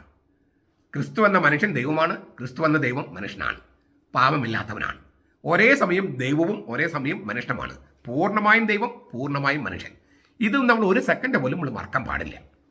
2, പത്രോസ് വരച്ചു വെക്കുന്ന മുഴുവൻ ചിത്രവും നമ്മുടെ കണ്ണിന് നേരെ വെക്കണം. ഞാൻ ഈ വചനം വായിച്ചല്ലോ, ആ മുഴുവൻ ചിത്രവും, ഒരു വചനത്തിലെ ഒരു ഭാഗം മാത്രം എടുക്കരുത്, മൊത്തം എടുക്കുക. അപ്പോൾ നമുക്ക് കുറച്ചുകൂടി എളുപ്പമുണ്ടാകും തെറ്റ് പറ്റാതെ ഒരു നിഗമനത്തിലെത്താൻ. അവൻ ജഡത്തിൽ മരണശിക്ഷ ഏറ്റു എന്നാണ് പത്രോസ് പറയുന്നത്. അത് യേശുവിൻ്റെ മരണത്തെക്കുറിച്ചാണെന്ന് വ്യക്തമാണല്ലോ. 3:18, 1 പത്രോസ് 3:18. അവൻ ജഡത്തിൽ മരണശിക്ഷ ഏറ്റു എന്ന് വെച്ചാൽ അവൻ്റെ യേശുവിൻ്റെ മരണത്തെക്കുറിച്ചാണത്. അതിന് പിന്നാലെ എഴുതുന്നു, അവൻ ആത്മാവിൽ ജീവിപ്പിക്കപ്പെട്ടു. ആത്മാവിൽ ജീവിപ്പിക്കപ്പെട്ടു. ഇത് ഉത്ഥാനത്തിലേക്കാണ് കൈ ചൂണ്ടുന്നതെന്ന് ആദ്യ വായനയിൽ തോന്നാം. കാരണം ആത്മാവിൽ ജീവിപ്പിക്കപ്പെടുക എന്നതിന് അങ്ങനെ ഒരു അർത്ഥമുണ്ട്. യോഹന്നാൻ 5:21, റോമ 8:11, 1 കൊറിന്തോസ് 15:22. പക്ഷേ പത്രോസ് തന്നെ വേറെ തരത്തിൽ എഴുതിയിട്ടുണ്ട്. 4-ാമത്തെ അധ്യായം 6-ാമത്തെ വാക്യത്തിൽ ഇതിനു വേണ്ടിയാണ് മരിച്ചവരോടും സുവിശേഷം പ്രസംഗിക്കപ്പെട്ടത്. പത്രോസ് തന്നെ എഴുതിയിരിക്കുകയാണ് ഇതേ ലേഖനത്തിൽ 4-ാമത്തെ അധ്യായം 6-ാമത്തെ വാക്യം. ഈ തിരുവചനത്തെ ആദ്യത്തെ വാക്ക് നോക്കിയാൽ ഇതിനു വേണ്ടിയാണ്. ഏതിനു വേണ്ടി? ആദ്യ പാപത്തിന് ശേഷം ആദാമിന് രക്ഷയെക്കുറിച്ചുള്ള വാഗ്ദാനം, അതായത് സ്ത്രീയും സ്ത്രീയുടെ സന്തതിയും പിശാചും സന്തതിയും തമ്മിൽ സംഘർഷമുണ്ടാകും, പോരാട്ടമുണ്ടാകും, ശത്രുതയുണ്ടാകും. സ്ത്രീയും സ്ത്രീയുടെ സന്തതിയും ഈ പിശാചിനെയും സന്തതിയും തോൽപ്പിക്കും. അതാണ് വാഗ്ദാനം. ഉൽപ്പത്തി 3:15. അന്ന് മുതൽ, അതായത് ആദ്യ പാപത്തിന് ശേഷം ആദാമിന് രക്ഷയെക്കുറിച്ചുള്ള വാഗ്ദാനം കിട്ടിയ നാള് മുതൽ സുവിശേഷം പ്രസംഗിക്കപ്പെട്ടത്. അന്ന് മുതൽ ഇന്ന് വരെയുള്ള സകല മനുഷ്യരും, അതായത് കർത്താവിന്റെ മരണം വരെയുള്ള കാര്യമൊക്കെ പറയണേ, അബ്രാഹാം, മോശെ, ദാവീദ് തുടങ്ങിയ സകല തലമുറകളും ജഡത്തിൽ മരിക്കുന്നെങ്കിലും ആത്മാവിൽ ജീവിക്കുന്നതിന് വേണ്ടിയാണ് മരിച്ചവരോടും സുവിശേഷം പ്രസംഗിക്കപ്പെട്ടത്. കാര്യം മനസ്സിലായോ? അപ്പോൾ ഇതിനു വേണ്ടിയാണ് മരിച്ചവരോടും സുവിശേഷം പ്രസംഗിക്കപ്പെട്ടത്. ഏതിനു വേണ്ടി? അന്ന് മുതൽ, ആദാം മുതൽ യേശുവിന്റെ കാലം വരെയുള്ള ആ നീതിമാന്മാര് ഉയർപ്പിക്കപ്പെടുന്നതിന് വേണ്ടി, ആത്മാവിൽ ജീവിക്കുന്നതിന് വേണ്ടിയിട്ടാണ് ജഡത്തിൽ മരിച്ചവരായ അവരോട് സുവിശേഷം പ്രസംഗിച്ചത്. യേശു പാതാളത്തിലേക്ക് ഇറങ്ങുകയും, കത്തോലിക്ക സഭ മതബോധനം 633, മരിച്ചവരോട് പോലും സുവിശേഷം പ്രസംഗിക്കുകയും ചെയ്തത് തന്റെ സുവിശേഷ ദൗത്യം പൂർണ്ണമായി നിറവേറ്റുന്നതിന് വേണ്ടിയാണ്. ദൈവം ശരീരത്തിൽ ഉറങ്ങുകയും ലോകാരംഭം മുതൽ ഉറങ്ങിയവരെ ഉണർത്തുകയും ചെയ്തു. കത്തോലിക്ക സഭയുടെ മതബോധനം 635. മിശിഹ എന്ന നിലയിൽ യേശുവിന്റെ ദൗത്യത്തിന്റെ അന്തിമ ഘട്ടമായിരുന്നു അത്. കാലത്തെ സംബന്ധിച്ചിടത്തോളം ചുരുങ്ങിയതാണ്, ഒരു ദിവസമേ ഉള്ളൂ. പക്ഷെ ഉള്ളടക്കത്തെ സംബന്ധിച്ചിടത്തോളം വളരെ വിപുലമായ ഘട്ടമാണിത്. ക്രിസ്തുവിന്റെ വീണ്ടെടുപ്പ് കർമ്മം എല്ലാ കാലങ്ങളിലെയും എല്ലാ സ്ഥലങ്ങളിലെയും എല്ലാ മനുഷ്യരിലേക്കും വ്യാപിക്കുന്നു. അതായത് പാതാളത്തിൽ കിടക്കുന്ന മനുഷ്യരിലേക്കും കർത്താവിന്റെ രക്ഷ വ്യാപിക്കുന്നു. കത്തോലിക്ക സഭയുടെ മതബോധനം 634. മനുഷ്യരെ തടവുകാരായി സൂക്ഷിച്ചിരിക്കുന്നുവെന്ന് കരുതപ്പെടുന്നതും മരിച്ചവരുടെ താവളവുമായ പാതാളത്തിലേക്ക് യേശു ഇറങ്ങിയെന്ന ശക്തമായ പാരമ്പര്യമാണ്, ശക്തമായ സാക്ഷ്യമാണ് പത്രോസ് അവതരിപ്പിക്കണേ. ഈ പാരമ്പര്യത്തിന് അനേകം സഭാപിതാക്കളുടെ സാക്ഷ്യമുണ്ട്. നമ്മൾ ചിലതെല്ലാം കണ്ടു കഴിഞ്ഞു. അതിനാൽ ആത്മാവിൽ ജീവിപ്പിക്കപ്പെട്ടു എന്നതിനർത്ഥം ഇതാണ്: യേശു മരിച്ചെങ്കിലും അവൻ ആത്മാവിൽ ജീവനുള്ളവനായി തുടർന്നു. അതായത് ദുഃഖവെള്ളിക്കും ഉയർപ്പ് ഞാറിനും ഇടയിൽ ദുഃഖവെള്ളിയാഴ്ച യേശുവിന്റെ ആത്മാവ് ശരീരത്തോടു കൂടെ അല്ലാതെ പാതാളത്തിലേക്ക് ഇറങ്ങി. അതുമല്ലെങ്കിൽ ഉയർപ്പ് ഞായറാഴ്ച അവന്റെ ആത്മാവും ശരീരവും വീണ്ടും ഒന്നിച്ചപ്പോൾ തേജസാർന്ന ശരീരത്തോടും ആത്മാവോടും കൂടെ പാതാളത്തിലേക്ക് ഇറങ്ങി അവിടെയുള്ളവരോട് സുവിശേഷം പ്രസംഗിച്ചു. ഇതാണ് ഒരു വ്യാഖ്യാനം. ഈ വ്യാഖ്യാനം സ്വീകരിക്കാമോ? അന്തിമ തീരുമാനം എടുക്കുന്നതിന് മുമ്പ് നമുക്ക് അടുത്ത വചനം കൂടെ ഒന്ന് പരിഗണിക്കാം. നാം പരിഗണിക്കുന്ന പ്രശ്നത്തിന്റെ കേന്ദ്രം അതാണ്. ആത്മാവിൽ അവൻ ചെന്ന് തടവിലുള്ള ആത്മാക്കളോട് പ്രസംഗിച്ചു. 3:19. അവരാകട്ടെ നോഹയുടെ കാലത്ത് ദൈവത്തെ അനുസരിക്കാത്തവരായിരുന്നു. ചരിത്രപരമായി നമുക്കറിയാം, മഹാപ്രളയകാലത്ത് നശിച്ചുപോയ ദുഷ്ടരുടെ ആത്മാക്കളാണിത്. പക്ഷെ പത്രോസ് ഉപയോഗിക്കുന്ന വാക്ക് പ്നൗമാത്ത എന്നാണ്. പ്നൗമാത്ത അത് ചരിത്രപരമായ അർത്ഥം മാത്രമല്ല, മരിച്ചവരുടെ ആത്മാക്കൾ എന്ന അർത്ഥത്തിൽ ഉപയോഗിക്കുന്ന വാക്കല്ല ഇത്.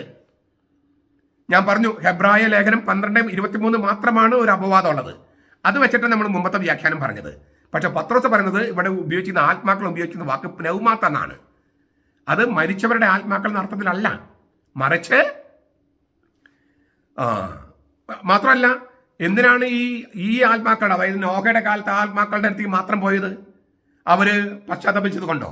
അങ്ങനെ പശ്ചാത്തപിച്ചെന്ന് എവിടെയെങ്കിലും എഴുതിയിട്ടുണ്ടോ? എന്തുകൊണ്ട് മറ്റുള്ളവരുടെ അടുത്തേക്ക് പോയില്ല എന്ന ചോദ്യം വരും. വിപരീത ദിശയിൽ ഈ പ്നൗമാത്ത് എന്ന വാക്ക് ഉപയോഗിച്ചിരിക്കുന്നത് ശപിക്കപ്പെട്ടവർക്കുള്ള ഉദാഹരണമായിട്ടാണ്. മഹാപ്രളയകാലത്തെ ദുഷ്ടരെ ചിത്രീകരിക്കാനായിട്ടാണ് ഈ വാക്ക് ഉപയോഗിച്ചിരിക്കുന്നത്. ലൂക്കാസ് 17:26-27 വാക്യത്തിൽ 2 പത്രോസ് 2:5 കാണാം. ദൈവത്താൽ ശപിക്കപ്പെട്ടവർക്കുള്ള ഉദാഹരണമാണ് പ്നൗമാത്ത എന്ന വാക്ക്. ഈ ആത്മാക്കൾ എന്ന പറയുന്നത്, തടവിലുള്ള ആത്മാക്കൾ എന്ന് പറയണേ. അതായത് ഇത് മനസ്സിലാക്കാൻ ആധുനിക പാണ്ഡിത്യം നമ്മെ സഹായിക്കുന്നുണ്ട്. യഹൂദ ക്രിസ്ത്യാനികൾക്കും പരിചിതമായിരുന്ന പല പ്രാചീന രേഖകളും ആധുനിക ഗവേഷകർ കണ്ടെത്തി. അത് അപ്രാമാണിക സുവിശേഷങ്ങളും പുസ്തകങ്ങളുമാണ്. ഞാൻ അപ്രാമാണികം എന്ന് പറയുമ്പോൾ നമ്മുടെ ചില മെത്രാന്മാർക്ക് കലി കയറും. അവർക്ക് അപ്രാമാണികം എന്ന് പറഞ്ഞാൽ വായിക്കാനേ പാടില്ലാത്ത വിചാരം. അങ്ങനെയല്ല അത്. നിങ്ങൾ കത്തോലിക്ക സഭയുടെ മതബോധനൊക്കെ ഒന്ന് വായിച്ചാൽ, മെത്രാന്മാരോട് ഞാൻ പറഞ്ഞേ, അച്ഛന്മാരോടും, ഈ അപ്രാമാണിക ഏത് പ്രാമാണികമേത് മാണിക്കൊമ്പച്ചൻ എല്ലാം കൂട്ടിക്കുഴച്ച് മറുപടി പറയാണ്, ഉത്തരം പറയാണ്, ജനങ്ങളൊക്കെ കൺഫ്യൂഷൻ ആകുകയാണെന്നൊക്കെ പറയാറുണ്ട്. മെത്രാന്മാർ തന്നെ പറഞ്ഞിട്ടുണ്ട്. ഈ ഒരു മെത്രാൻ ഇല്ലേ ഈ മാണിക്കൊമ്പച്ചൻ പുസ്തകം പ്രസിദ്ധപ്പെടുത്തുന്നൊക്കെ പറഞ്ഞിട്ടുണ്ട്. അന്ന് പക്ഷേ വർഗീയവിധത്തിൽ പിതാവ് പറഞ്ഞു പ്രസിദ്ധപ്പെടുത്തണമെന്ന് പറഞ്ഞു. ഒരു മെത്രാപ്പൊലീത്ത പറഞ്ഞു പ്രസിദ്ധപ്പെടുത്തരുത്. അന്നത്തെ മേജർ ആർച്ച് ബിഷപ്പായിരുന്ന സീറോ മലബാർ സഭയുടെ തലവനെന്ന വർഗീയവിധത്തിൽ പിതാവ് പറഞ്ഞു അല്ല, പ്രസിദ്ധപ്പെടുത്തണം, കാരണം ഇതാണ് ശരിക്കുള്ള പ്രബോധനം. അപ്പോൾ നമ്മുടെ മെത്രാന്മാരുടെ അറിവില്ലായ്മ, നമ്മുടെ അച്ഛന്മാരുടെ അറിവില്ലായ്മ എന്തുമാത്രം കുഴപ്പമാണ് സൃഷ്ടിക്കുന്നത്. അപ്പോൾ ഞാൻ അപ്രാമാണിക ഗ്രന്ഥങ്ങൾ പറയുന്നത് യഹൂദ ക്രൈസ്തവർക്ക് പരിചിതമായിരുന്ന അവരത് ഉപയോഗിച്ചിട്ടുണ്ട്. യൂദാസിന്റെ ലേഖനം എടുത്ത് നോക്കിയേ. യൂദാസിന്റെ ലേഖനത്തിലെ ഹേനോക്ക് എന്ന് പറഞ്ഞ പുസ്തകം ഉപയോഗിച്ചിട്ടില്ലേ? അത് അപ്രാമാണിക പുസ്തകമല്ലേ എന്ന് വിചാരിച്ച് അപ്രാമാണികത്തിൽ പറഞ്ഞത് എല്ലാം ശരിയാണെന്നല്ല. ബൈബിളിലെ ചില കാര്യങ്ങൾ മനസ്സിലാക്കാൻ അപ്രാമാണിക പാരമ്പര്യങ്ങൾ സഹായിക്കുമെന്നാണ്. അതാണ് പറഞ്ഞതിൻ്റെ അർത്ഥം. അല്ലാണ്ട് അപ്രാമാണികം മുഴുവൻ ശരിയാണെന്നല്ല, അപ്രാമാണികം മുഴുവൻ പ്രാമാണികമാക്കണമെന്നുമല്ല. പക്ഷേ അപ്പോൾ ആധുനിക പണ്ഡിതന്മാർ ഈ യഹൂദ ക്രൈസ്തവർക്ക്, പത്രോസിനെ പോലെയുള്ള യഹൂദ ക്രൈസ്തവർക്ക് പരിചിതമായിരുന്ന ചില ഗ്രന്ഥങ്ങൾ കണ്ടെത്തിയിട്ടുണ്ട്. ഒന്ന് ഹേനോക്കിന്റെ 1-ാം ഗ്രന്ഥം, മറ്റൊന്ന് ജൂബിലികളുടെ പുസ്തകം. മഹാപ്രളയത്തിന് മുമ്പ് മനുഷ്യപുത്രിമാരുമായി അനിയത അബ്നോർമൽ ലൈംഗിക ബന്ധത്തിൽ ഏർപ്പെട്ട് രാക്ഷസന്മാരെ നെഫിലിം ജനിപ്പിച്ച ദൈവപുത്രന്മാർ, ഉൽപ്പത്തിയുടെ പുസ്തകം 6:2, അത് വിമത മാലാഖമാരായിരുന്നെന്നാണ് ഈ രചനകൾ പറയണേ. ഞാൻ ഒന്നുകൂടി പറയാം. ഉൽപ്പത്തി പുസ്തകത്തിൽ 6-ാമത്തെ അധ്യായം 1 മുതൽ 4 വരെ വാക്യങ്ങളിൽ ദൈവപുത്രന്മാർ മനുഷ്യപുത്രന്മാർ സുന്ദരികളെന്ന് കണ്ട് തരുണികളെന്ന് കണ്ട് അവരുമായി ലൈംഗിക ബന്ധത്തിൽ ഏർപ്പെട്ട് രാക്ഷസന്മാരെ സൃഷ്ടിച്ചു. ഈ ദൈവപുത്രന്മാർ എന്ന് പറയുന്നത് വിമത മാലാഖമാരാണ്. വിമത മാലാഖമാർ, ആ വിമത മാലാഖമാരാണ്, വീണുപോയ മാലാഖമാരാണ് പിശാചുക്കൾ. അപ്പോൾ ഉത്ഭവപാപത്തെക്കുറിച്ചുള്ള ആദ്യത്തെ വ്യാഖ്യാനമാണിത്. ഇത്രയും ചാവുകട ചുരുളുകളിലും കാണാം, കുമ്രൻ ചുരുളുകളിലും കാണാം. ഇത് ആത്മാക്കളായതുകൊണ്ട്, വീണുപോയ മാലാഖമാര് പിശാചുക്കളായി മാറിയ ആത്മാക്കളായതുകൊണ്ട് മഹാപ്രളയത്തിലെ ജലം കൊണ്ട് അവരെ നശിപ്പിക്കാൻ കഴിയില്ല. അവരുടെ അന്തിമനാശം സംഭവിക്കുന്നത് വരെ കർത്താവ് അവരെ പാതാളത്തിലെ കാരാഗ്രഹത്തിൽ തടവറയിൽ സൂക്ഷിച്ചു. 1 ഹേനോക്ക് 14:5, 18, 14 കാണാം.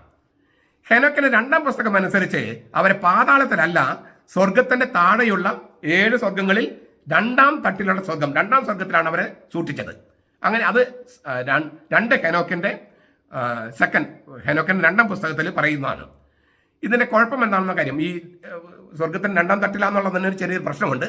അതാണ് ഈ കത്തോലിക്ക സഭ വിട്ടുപോയ പലരൊക്കെ വ്യാഖ്യാനിക്കുന്നത്. അതാണ് അതിന്റെ പ്രശ്നം എന്തെന്ന് ഇച്ചിരി കഴിഞ്ഞിട്ട് ഞാൻ പറയാം.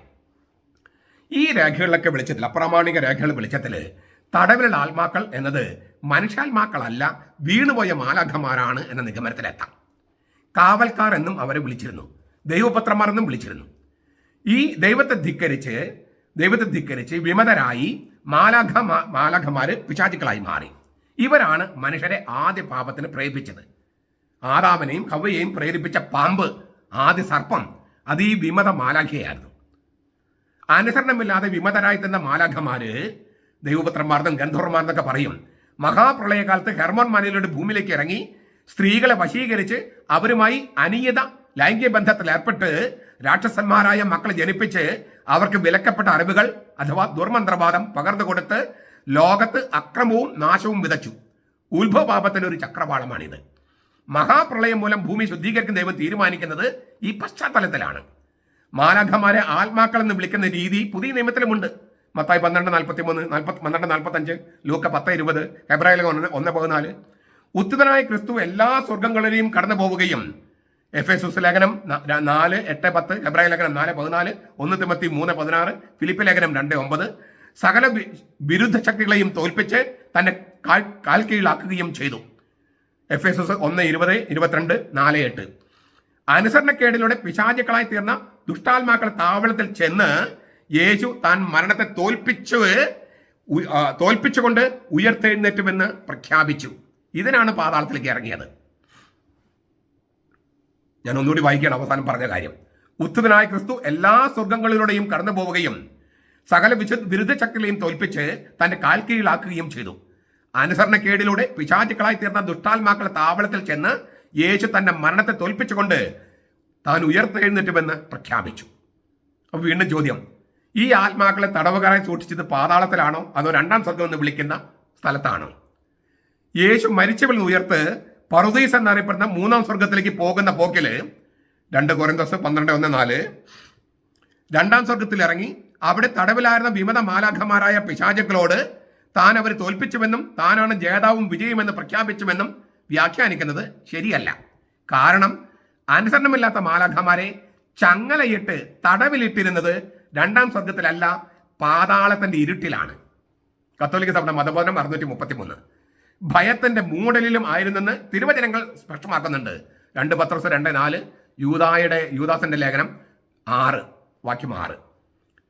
അപ്പോൾ ഈ രണ്ടാം സ്വർഗത്തിലാണ് ഇല്ലേ കർത്താവ് മൂന്നാം സ്വർഗത്തേക്ക് പോകുമ്പോൾ രണ്ടാം സ്വർഗത്തിൽ ചെന്ന് പറഞ്ഞെന്ന് വ്യാഖ്യാനിക്കുന്ന ചില ആളുകളുണ്ട്.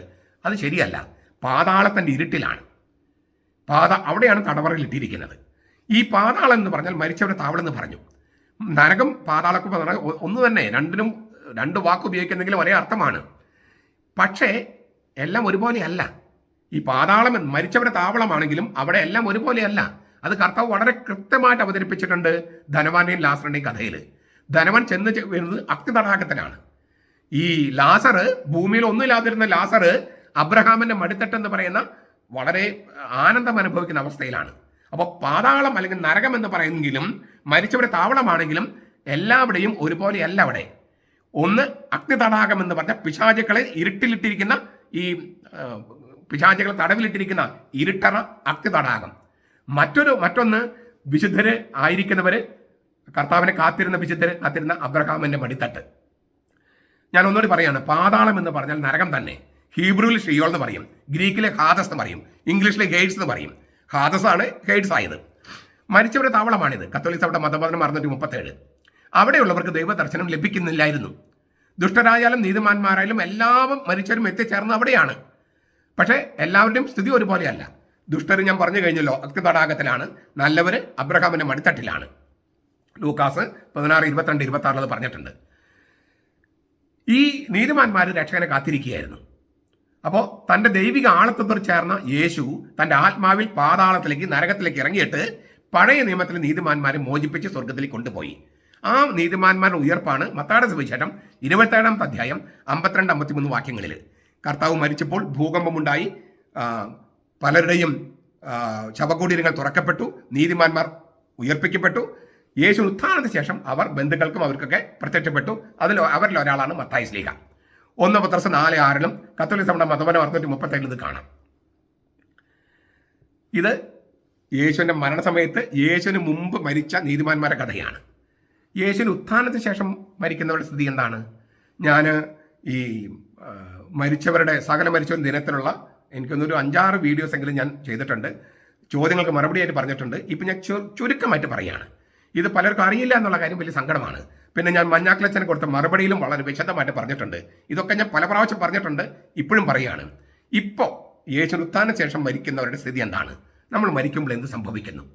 നമ്മൾ ആദ്യം തന്നെ ഓർക്കേണ്ടത്, ഹിന്ദുക്കൾ ആത്മാവെന്ന് പറയുന്ന അർത്ഥത്തിലല്ല നമ്മൾ ആത്മാവെന്ന് പറയണേ. ഗ്രീക്കുകാർ ആത്മാവെന്ന് പറയുന്ന അർത്ഥത്തിലല്ല നമ്മൾ ആത്മാവെന്ന് പറയണേ. ദൈവം സൃഷ്ടിച്ച ആത്മാവിന് ശരീരം കൊടുക്കാനായിട്ട് മാതാപിതാക്കളോട് പറയുകയാണ്. അങ്ങനെ മാതാപിതാക്കൾ ശരീരം കൊടുക്കുമ്പോൾ ആ ആത്മാവ് എന്ന് പറയുന്നത് ആളായി മാറും. അപ്പോൾ അതിനുശേഷം, അതായത് ഒരു മനുഷ്യ കുഞ്ഞ് ഗർഭത്തിലായി കഴിഞ്ഞാൽ ക്രിസ്ത്യാനികൾ ആത്മാവെന്ന് പറയുന്നത് ആളെയാണ്, അല്ലാതെ ശരീരത്തെ വേറിട്ട ആത്മാവെന്ന അർത്ഥത്തിലല്ല. ശരീരം എന്ന് പറഞ്ഞാലും ആളാണ്.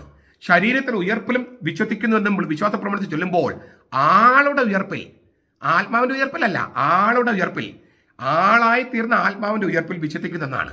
അപ്പോൾ ശരീരം എന്ന് പറഞ്ഞാലും ആത്മാവെന്ന് പറഞ്ഞാലും നമ്മൾ ഉദ്ദേശിക്കുന്നത് ആളെയാണ്, ആള്. അപ്പോൾ നമ്മൾ ആളായി മാറിയ ആത്മാവ് ഈ ശരീരത്തിൽ നിന്ന് വേർപ്പെടുന്നു. അതാണ് മരണം. അപ്പോൾ തന്നെയാണ് വിധി, തനത് വിധി. തനത് വിധി എന്ന് പറഞ്ഞാൽ, വിധി എന്ന് പറഞ്ഞാൽ ന്യായവിധി എന്ന് പറഞ്ഞാൽ രണ്ടിലൊന്ന്, ഒന്നുകിൽ നരകം അല്ലെങ്കിൽ സ്വർഗം. നരകത്തിൽ പോകണമെങ്കിൽ നമ്മളൊരു മാരകപാപം ചെയ്യുകയും പൂർണ്ണമായ അറിവോടും പൂർണ്ണമായ സമ്മതത്തോടും ഒരു മാരകപാപം ചെയ്യുകയും പശ്ചാത്തപിക്കാതെ മരണം വരെ ആ പാപത്തിൽ തുടരുകയും ചെയ്താൽ നമുക്ക് നരകശിക്ഷയാണ്. അത് ദൈവം ശിക്ഷിക്കുന്നതല്ല, നമ്മൾ പാപം കൊടുത്തിട്ട് വാങ്ങിക്കുകയാണ് നരകം. ഞാൻ ഒന്നുകൂടി പറയാം, നരകത്തിൽ പോകണമെങ്കിൽ നമ്മൾ പൂർണ്ണമായ അറിവോടും പൂർണ്ണമായ സമ്മതത്തോടും ഒരു മാരക പാപം ചെയ്യുകയും പശ്ചാത്തപിക്കാതെ, അനുതപിക്കാതെ, കുമ്പസാരിക്കാതെ ആ മാരക പാപത്തിൽ തുടരുകയും ചെയ്ത് ആ മാരക പാപത്തിൽ മരിച്ചാൽ നരകശിക്ഷയാണ്. മറ്റെല്ലാവർക്കും സ്വർഗമാണ് പ്രതിഫലം. സ്വർഗം പ്രതിഫലം കിട്ടിയാലും ദൈവത്തെ നേരിട്ട് കാണാൻ പറ്റില്ല. കാരണം ഹൃദയശുദ്ധിയുള്ളവർ ഭാഗ്യവാന്മാർ, അവർ ദൈവത്തെ കാണും. മത്തായി 5:8. നിങ്ങളുടെ സ്വർഗസ്ഥനായ പിതാവ് പരിപൂർണനായിരിക്കുന്ന പോലെ നിങ്ങൾ പരിപൂർണനായിരിക്കുക. ദൈവത്തിന്റെ പരിപൂർണതയ്ക്കൊപ്പമുള്ള പരിപൂർണതയില്ലാതെ ദൈവത്തെ മുഖത്തോട് മുഖം കാണാൻ കഴിയില്ല. ഹൃദയശുദ്ധിയില്ലാതെ കാണാൻ കഴിയില്ല. അപ്പോൾ സ്വർഗത്തേക്ക് പ്രതിഫലം കിട്ടിയാലും ദൈവത്തെ കാണാന്നുള്ളത്, നേരിട്ട് കാണാന്നുള്ളത് അടുത്തൊരു സ്റ്റെപ്പാണ്. അപ്പോൾ സ്വർഗത്തിലേക്ക് പ്രതിഫലം കിട്ടി ദൈവത്തെ കാണാൻ കഴിയില്ല. അങ്ങനെയുള്ളവർക്ക് ഒരു ഗ്രേസ് പീരീഡ് ഓഫ് പ്യൂരിഫിക്കേഷൻ, ശുദ്ധീകരണത്തിൻ്റെ ഒരു ഗ്രേസ് പീരീഡ് അനുവദിക്കും. അതിനെയാണ് ശുദ്ധീകരണത്തിൽ എന്ന് പറയുന്നത്. ഇത് കത്തോലിക്കരായ ഒരുപാട് വൈദികർക്ക് ഇത് അറിയാൻ പാടില്ല. എന്നിട്ട് അവർ മരിച്ച മൃതസംസ്കാര ശുശ്രൂഷയുടെ എവിടെയാണെങ്കിലും പിന്നെ ഈ മരിച്ചവർക്ക് വേണ്ടി തിരുക്കർമ്മങ്ങൾ അനുഷ്ഠിക്കുമ്പോഴൊക്കെ ഈ കാര്യം അറിയാതെയാണ് പ്രസംഗിക്കണേ. എന്നിട്ട് കത്തോലിക്ക സഭയുടെ പ്രബോധനം എന്താണെന്ന് പറയുകയും ചെയ്യും. ഞാൻ കത്തോലിക്ക സഭയുടെ മതബോധനമാണ് ഞാൻ ഈ പറയണേ. ഇതിന് മറിച്ച് കത്തോലിക്ക സഭയ്ക്ക് പ്രബോധനം ഇല്ല. ഞാൻ ഈ പറഞ്ഞതാണ് കത്തോലിക്ക സഭയുടെ പ്രബോധനം. അതുകൊണ്ട് ശുദ്ധീകരണ സ്ഥലത്തിലെ അഗ്നി എന്നൊക്കെ പറയുന്നത് എന്താണെന്ന് ഞാൻ വിശദീകരിച്ചിട്ടുണ്ട്. മഞ്ഞാക്കളച്ചൻ കൊടുത്ത മറുപടിയിൽ വളരെ വിശദമായിട്ട് കൊടുത്തിട്ടുണ്ട്. ഇപ്പം ഞാൻ വീണ്ടും ആവർത്തിക്കുന്നില്ല. ഇതാണ് യേശുവിൻ്റെ ഉത്ഥാനത്തിന് ശേഷം മരിച്ചവരുടെ സ്ഥിതി. അപ്പോൾ ഈ തനത് വിധി എന്ന് പറഞ്ഞല്ലോ, പൊതുവിധി എന്ന് പറഞ്ഞത് അതേക്കുറിച്ചൊക്കെ ഞാൻ അങ്ങനെ തന്നെ ഒരു വീഡിയോ ചെയ്തിട്ടുണ്ട്. തനത് വിധി എന്ത്, പൊതുവിധി എന്ത്, എന്താണ് സംഭവിക്കണേ, തനത് വിധി മാറ്റിമറിക്കലാണോ പൊതുവിധിയിൽ നടക്കണേ, ഇതൊക്കെ ഞാൻ വീഡിയോ ചെയ്തിട്ടുണ്ട്. ആ ഹെഡിങ്ങിൽ അത് നിങ്ങൾക്ക് കാണാൻ പറ്റും, നിങ്ങൾ കാണുക. അപ്പോൾ ഞാനൊന്ന് ആവർത്തിക്കുകയാണ്. കർത്താവിനെ കാത്തിരുന്ന നീതിമാന്മാരുടെ അടുത്തേക്ക് കർത്താവ് ഇറങ്ങി അവരെ ഉയർപ്പിച്ചു. മത്തായിയുടെ സുവിശേഷം 27, 52, 53. അതാണ് കർത്താവ് ചെയ്ത ഒരു കാര്യം. മറ്റൊരു കാര്യം, ശപിക്കപ്പെട്ടവരായ വിമത മാലാഖമാരെയോ അവരുടെ ശാപസ്ഥലമായ നരകത്തെയോ ഉത്തരനായ കർത്താവ് നശിപ്പിച്ചില്ല. കത്തോലിക്ക സഭയുടെ മതബോധനം 633. ശപിക്കപ്പെട്ടവരായ വിമത മാലാഖമാര്, അതായത് സാത്താൻ, പിശാച്, അവരെയോ അവരുടെ ശാപസ്ഥലമായ നരകത്തെയോ ഉത്തരനായ കർത്താവ് നശിപ്പിച്ചില്ല. പ്രത്യുത നരകപിശാചുകളെ മുമ്പിൽ ചെന്ന് താൻ അവരെ തോൽപ്പിച്ചുവെന്നും തിന്മയെ കീഴടക്കിയെന്നും അവർ മൂലം മനുഷ്യർക്ക് വരുത്തിവെച്ച ദോഷങ്ങൾക്ക് പരിഹാരം ചെയ്തെന്നും അതുതന്നെ രക്ഷാകര മരണത്താൽ വിമത മാലാഖമാരെ തകർത്ത് ചിഹ്ന ഭിന്നമാക്കിക്കൊണ്ടാണെന്നും യേശു പ്രഖ്യാപിച്ചു. എന്തുകൊണ്ട് അവർ നശിപ്പിച്ചില്ലെന്ന കാര്യം നമ്മൾ മുമ്പ് കണ്ടതാണ്. മനുഷ്യനായിരിക്കണമെങ്കിൽ തിന്മ ഉണ്ടാകണം, അതുകൊണ്ടാണ് തീർത്തും നശിപ്പിക്കാതിരുന്നത്. എങ്കിലും അവരെ, ഈ പിശാചുക്കളെയും വിമത മാലാഖമാരെയും തകർത്ത് ചിഹ്ന ഭിന്നമാക്കി എന്ന് കർത്താവ് പ്രഖ്യാപിച്ചു. മരണത്തിൽ നിന്ന് മാറ്റി നിർത്തപ്പെട്ടിട്ടല്ല, മരണത്തിലൂടെ കടന്നു പോയിട്ടാണ് യേശു തിന്മകളുടെ പൈശാചിക ശക്തിയെ തകർത്തത്. മരണത്തിൽ നിന്ന് മാറ്റി നിർത്തപ്പെട്ടിട്ടല്ല, മരണത്തിലൂടെ കടന്നു ചെന്ന് മരണത്തിന് പിടിച്ചു വെക്കാൻ പറ്റാത്ത തരത്തിൽ അവൻ ഉയർപ്പിക്കപ്പെട്ടു. ഇതാണ് നമ്മൾ ചൊവ്വാഴ്ച ദിവസങ്ങളിൽ നമ്മൾ അപ്പസ്തോല നടപടിയാണ് നമ്മൾ ധ്യാനിക്കുന്നത്. അതിൽ മരണപാശങ്ങൾ എന്ന വാക്കുകളൊക്കെ ഞാൻ ഉപയോഗിച്ച് വ്യാഖ്യാനം നൽകിയിട്ടുണ്ട്. നിങ്ങളെ ഞാൻ ആവർത്തിക്കുകയാണ്, ഞാൻ പറയുന്നത് കൊണ്ടല്ല, മാണിപ്പറമ്പലസം പറയുന്നത് കൊണ്ടല്ല. ഈ വീഡിയോസ് നിങ്ങൾ സ്ഥിരമായിട്ട് കാണണം, എന്നിട്ട് നോട്ട് കുറിക്കണം. ഒരുപാട് രഹസ്യങ്ങളിലേക്കുള്ള കവാടമാണ് നമ്മുടെ വീഡിയോസ്. ഇതൊക്കെ ഞാൻ മുമ്പ് പറഞ്ഞിട്ടുള്ളതാണ്. അപ്പോൾ മരണത്തിൽ നിന്ന് മാറ്റി നിർത്തപ്പെട്ടിട്ടല്ല, മരണത്തിലൂടെ കടന്നു പോയിട്ടാണ് യേശു തിന്മകളുടെ പൈശാചി ശക്തിയെ തകർത്തത്. ജേതാവായി പാതാളത്തിന്റെ ഇരുട്ടിലേക്ക് ഇറങ്ങിച്ചെന്ന് റോമാലേഖനം 10:6-7, ഹെബ്രായലേഖനം 13:20, ശ്ലീഹന്മാരുടെ നടപടി 2:24, 2:31, മത്തായി 12:40 തന്റെ മരണം വഴി മരണത്തെയും മരണത്തിന്റെ മേൽ ആധിപത്യമുണ്ടായിരുന്ന പിശാചിനെയും കൂട്ടരെയും, അതാണ് തടവിലുള്ള ആത്മാക്കള്, കീഴടക്കിയെന്ന് പ്രഖ്യാപിക്കുകയായിരുന്നു യേശു. ഹെബ്രായലേഖനം 2:14, കത്തോലിക്ക സഭയുടെ മതബോധനം 636. അതെ, പിശാചിനെ തകർത്ത ലോകത്തിന്റെ രക്ഷകൻ താനാണെന്ന് അറിയിക്കാനായി നരകത്തിലേക്ക് ഇറങ്ങിച്ചെന്നത് മരണത്തിലൂടെയാണ്. എന്നിട്ട് മരണത്തിന്റെയും നരകത്തിന്റെയും താക്കോലുകൾ ഉത്തരനായ യേശു കൈക്കലാക്കി. വെളിപാട് 1:18 പിശാചിന്റെ ശക്തിക്ക് പരിധി നിശ്ചയിച്ചു. ഇത് തന്നെയാണ് മതമർദ്ദനത്തിന് വിധേയമായി കൊല്ലപ്പെട്ട സത്യവിശ്വാസികളോട് പത്രോസിന് നൽകാനുള്ള നിർദ്ദേശം. മരണത്തിലൂടെ കടന്നുപോയി മരണത്തെ കീഴ്പ്പെടുത്തിയ യേശുവിന്റെ ഒന്നാവുക. അപ്പോൾ പിശാചിന്റെ മേൽ നിങ്ങൾ ആധിപത്യം സ്ഥാപിച്ചിരിക്കും. ഒരു കാര്യം കൂടെ ചോദിക്കാലോ, എത്ര നാളത്തേക്കാണ് ഈ സാത്താനെ പാതാളത്തിലെ കാരാഗ്രഹത്തിൽ ബന്ധിച്ചിട്ടിരിക്കുന്നത്? അതിന് ഉത്തരമാണ് വെളിപാട് പുസ്തകം 20-ാം അധ്യായം 1 മുതൽ 3 വരെ. അനന്തരം ഒരു മാലാഖ അത്യഗാധത്തിന്റെ, അതായത് പാതാളത്തിന്റെ താക്കോലും വലിയ ചങ്ങലയും കയ്യിൽ പിടിച്ചുകൊണ്ട് സ്വർഗത്തിൽ നിറങ്ങുന്നത് ഞാൻ കണ്ടു. അവൻ ഉഗ്രസർപ്പത്തെ, പിശാചും സാത്താനുമായ പുരാതന പാമ്പിനെ തന്നെ പിടിച്ച് 1000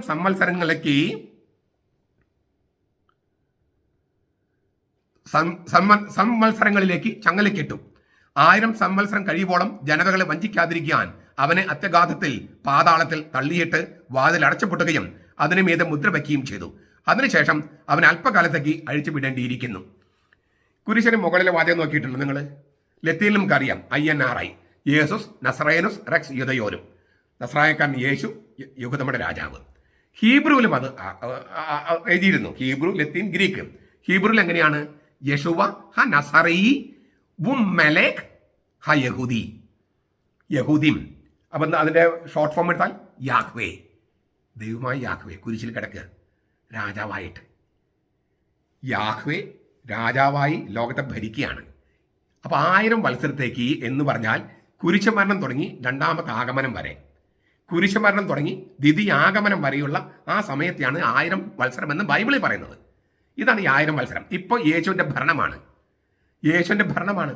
800 കോടി മനുഷ്യരല്ലേ, അതിൽ 240 കോടി ക്രിസ്ത്യാനികളാ. യേശുവിൻ്റെ 2000 കൊല്ലമായിട്ടുള്ള ഭരണം തുടങ്ങിയിട്ട് 800 കോടി മനുഷ്യരിൽ 240 കോടി ക്രിസ്ത്യാനികളാണ്. അപ്പോൾ യേശുവിൻ്റെ ഭരണത്തിന് കീഴിലാണ്. മറ്റുള്ളവരിലും സത്യമുള്ളവരുണ്ടെങ്കിൽ യേശുവിൻ്റെ ഭരണത്തിന് കീഴിലായിരിക്കാം. അപ്പോൾ ഇപ്പം യേശുവാണ് ഭരിക്കണേ, സംശയമൊന്നും വേണ്ട. അപ്പോൾ 1000 വത്സരത്തെ ഭരണമാണ് കുരിശഭരണം തുടങ്ങി രണ്ടാമത്തെ ആഗമനം നടക്കുന്നത്. ആ ഭരണത്തിൻ്റെ ഏറ്റവും ഫലപ്രദമായ രീതിയാണ് വിശുദ്ധ കുർബാന. വിശ്വാസികളിലേക്ക് അവൻ വരികയാണ്. എന്നിട്ട് അവരുടെ ശരീരത്തിന് ശരീരമായിട്ട്, രക്തത്തിൻ്റെ രക്തമായിട്ട് മാറുകയാണ്, മാംസരക്തങ്ങളായി മാറുകയാണ്. ഓരോ ക്രിസ്ത്യാനിയും മറ്റൊരു ക്രിസ്തുവായിട്ട് മാറുകയാണ്. നമ്മിലൂടെയാണ് ഈ ലോകത്തെ കർത്താവ് ഭരിക്കണേ. അതുകൊണ്ട് നമ്മുടെ രാജാക്കന്മാരും പുരോഹിതന്മാരും ആക്കി മാറ്റിയത്. അപ്പോൾ ഒരു ചോദ്യം കൂടി. അപ്പോൾ ഈ 1000 വത്സരം മനസ്സിലായി.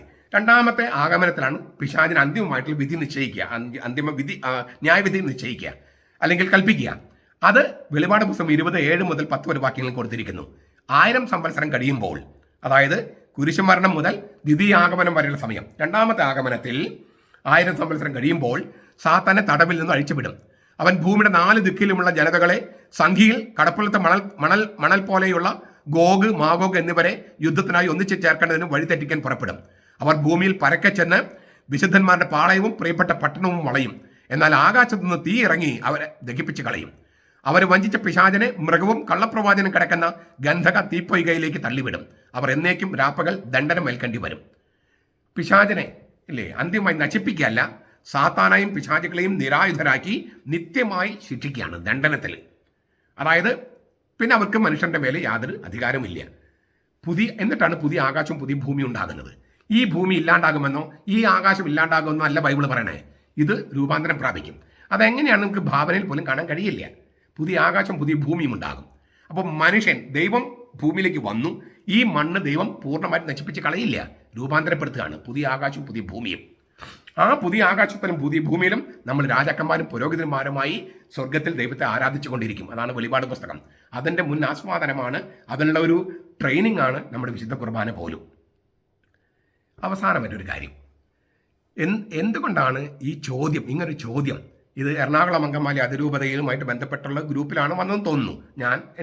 ഞാൻ കണ്ടിട്ടില്ല, പക്ഷെ അങ്ങനെയാണ് എന്നോട് പറഞ്ഞവർ. എന്നിട്ടത് ഞാൻ കണ്ടിട്ടില്ല എന്ന് വിചാരിച്ചിട്ടായിരിക്കണം ആ ചോദ്യം അങ്ങനെ തന്നെ എനിക്ക് എടുത്ത് തരികയായിരുന്നു. അച്ഛൻ ഒരു മറുപടി വേണമെന്ന് പറഞ്ഞ്. എന്തുകൊണ്ടാണ് ഈ എറണാകുളം അങ്കമാലി അതിരൂപതയിലുമായിട്ട് ബന്ധപ്പെട്ട 1000 പേര് 2000 പേരൊക്കെയുള്ള ഗ്രൂപ്പുകളിലാണ് ഇത് വരുന്നത്? എന്തുകൊണ്ടാണ് ഇങ്ങനെ ചോദ്യം വന്നത്? സീറോ മലബാർ സഭയിൽ പൊതുവെ എറണാകുളം അങ്കമാലി അതിരൂപതയിൽ വിശേഷിച്ചും പൈശാചിക ശക്തികളുമായി കൂട്ടുകൂടുന്നവർക്ക് വിജയം ലഭിക്കുന്നു എന്നൊരു തോന്നല് പൊതുമണ്ഡലത്തിൽ നിൽക്കുന്നുണ്ട്. എറണാകുളം അങ്കമാലി അതിരൂപതയിലും സീറോ മലബാർ സഭയിലും, അതായത് സാത്താൻ, ആദി സർപ്പം, പാമ്പ് എന്നൊക്കെ നമ്മൾ വിളിക്കില്ലേ, ഈ പൈശാചിക ശക്തി, അവരുമായി കൂട്ടുകൂടുന്നവർക്ക് അവരാണ് വിജയം വരിച്ച് നിൽക്കുന്നതെന്ന് തോന്നുകയാണ്. ദൈവത്തിന്റെ ശക്തിക്ക് ക്ഷയം സംഭവിച്ചുവെന്ന തോന്നല്, ആ തോന്നൽ ഉണ്ടാക്കിയിരിക്കുന്നത് സീറോ മലബാർ സഭയുടെ നേതൃത്വമാണ്. നരകത്തില് സാത്താന് സന്തോഷമാണെങ്കിൽ പിന്നെ എന്തിനാണ് അതിനെ എതിർക്കുന്നത് എന്നൊരു ചിന്ത, വളരെ അപകടകരമായ ചിന്ത സഭാ നേതൃത്വത്തിന്റെ പ്രവർത്തികളിലൂടെ ആവിഷ്കരിക്കപ്പെട്ടിരിക്കുകയാണ്. മെത്രാന്മാര്, ദൈവത്തിന്റെ ആളുകൾ എന്ന് പറഞ്ഞ മെത്രാന്മാരും ദൈവത്തിന്റെ ആളുകൾ എന്ന് പറയുന്ന ഈശ്വര സ്ഥാനത്ത് നിൽക്കുന്ന വൈദികരും സാത്താനുമായി കൂടിച്ചേർന്ന് സഭയെ നശിപ്പിക്കാനുള്ള ശക്തികളുമായി കൂടിച്ചേർന്ന് സമവായം എന്ന വിഷമുണ്ടാക്കി കർത്താവിനെയും കർത്താവിന്റെ സഭയെയും നാറ്റിക്ക് മാത്രമല്ല സാത്താന് ഇങ്ങനെ ഒറ്റക്കൊടുത്തിരിക്കുകയാണ്. അതുണ്ടാക്കുന്ന അപകടം എന്ന് പറയുന്നത് വളരെ വലുതാണ്. അതുകൊണ്ട് മെത്രാന്മാരും വൈദികരും സാത്താനെ കൂട്ടുപിടിക്കുന്നെങ്കിൽ അപ്പോൾ നരകത്തിൽ സാത്താൻ ഭയങ്കര ആനന്ദമായിരിക്കുമല്ലോ. അതാണ് ഇയാൾ ചോദിക്കേണ്ട കാരണം. സാത്താൻ നരകത്തിൽ ഹാപ്പിയാണോ? അങ്ങനെ നരകത്തിൽ സാത്താൻ ഹാപ്പിയാണ് എന്ന തരത്തിലുള്ള ഒരു ചിന്ത പൊതുമണ്ഡലത്തിൽ സീറോ മലബാർ സഭയുടെ മെത്രാന്മാർ സൃഷ്ടിച്ചിട്ടുണ്ട്. ഇത് മെത്രാന്മാർ കേൾക്കണം, എല്ലാ മെത്രാന്മാരും കേൾക്കണം. നിങ്ങൾ ദൈവവചനം വിശ്വസിക്കുന്നുണ്ടെങ്കിൽ, കത്തോലിക്ക സഭയുടെ മതബോധനം വിശ്വസിക്കുന്നുണ്ടെങ്കിൽ, നിങ്ങൾ നെഞ്ചത്ത് മാറത്തടിച്ചിട്ട് കർത്താവിന്റെ അടുക്കൽ പോയിട്ട് നിങ്ങൾ കുമ്പസാരിക്കണം. എന്നിട്ട് ഈ തെറ്റ് തിരുത്തണം. ഈ തോന്നിയാസം കാണിക്കുന്ന തെറ്റുണ്ടല്ലോ, അത് തിരുത്തണം.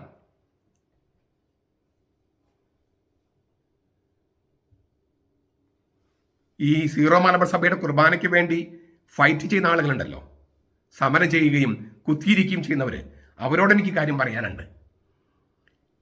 മരണത്തിലൂടെ സഹനത്തിലൂടെ കടന്നു പോയിട്ടാണ് പിശാചുകളെ തോൽപ്പിക്കുക.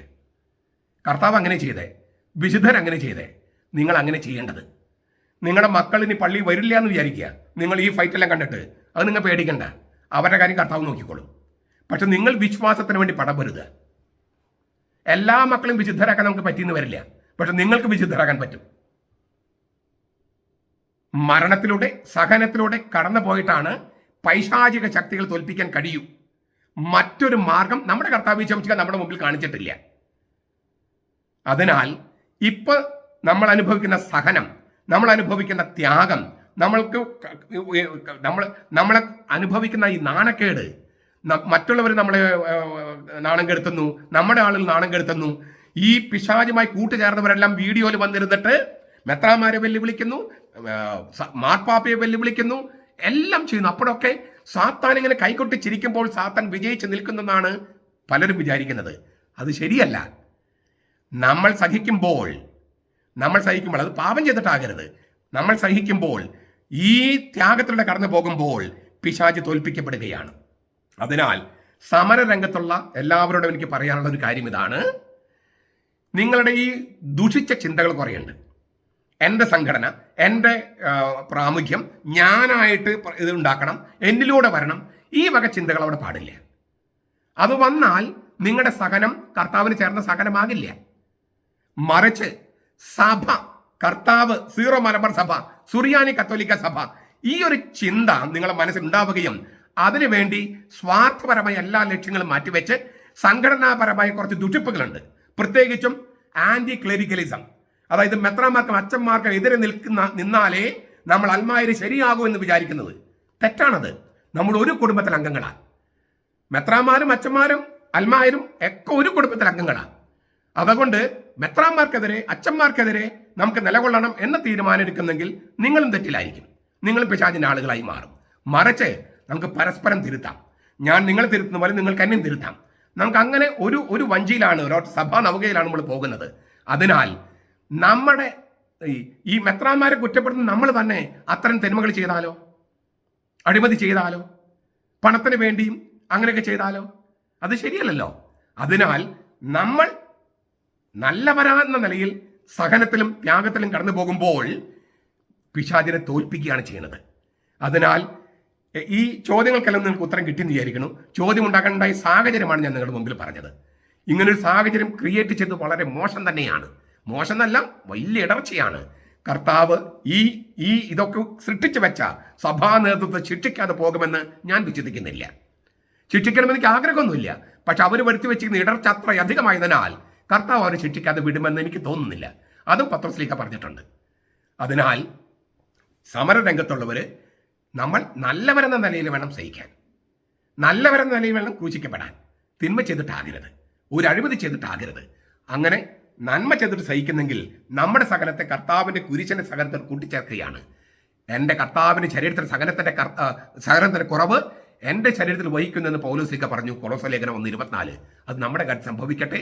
അപ്പോൾ പിശാചിന്റെ തല തകർക്കുകയാണ് നമ്മൾ. ആ പിശാചിന് തല തകർക്കുന്ന സ്ത്രീയുടെ സന്തതിയായിട്ട് നമ്മൾ മാറുകയാണ്. കർത്താവിനോടൊപ്പം ചേർന്നിട്ട് ഈ സർപ്പത്തിൻ്റെ തല തകർത്തുകൊണ്ടിരിക്കാൻ നമുക്ക് കഴിയട്ടെ രണ്ടാമത്തെ ആഗമനം വരെ.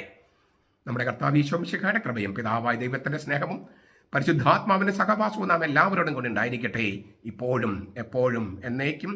ആമേൻ.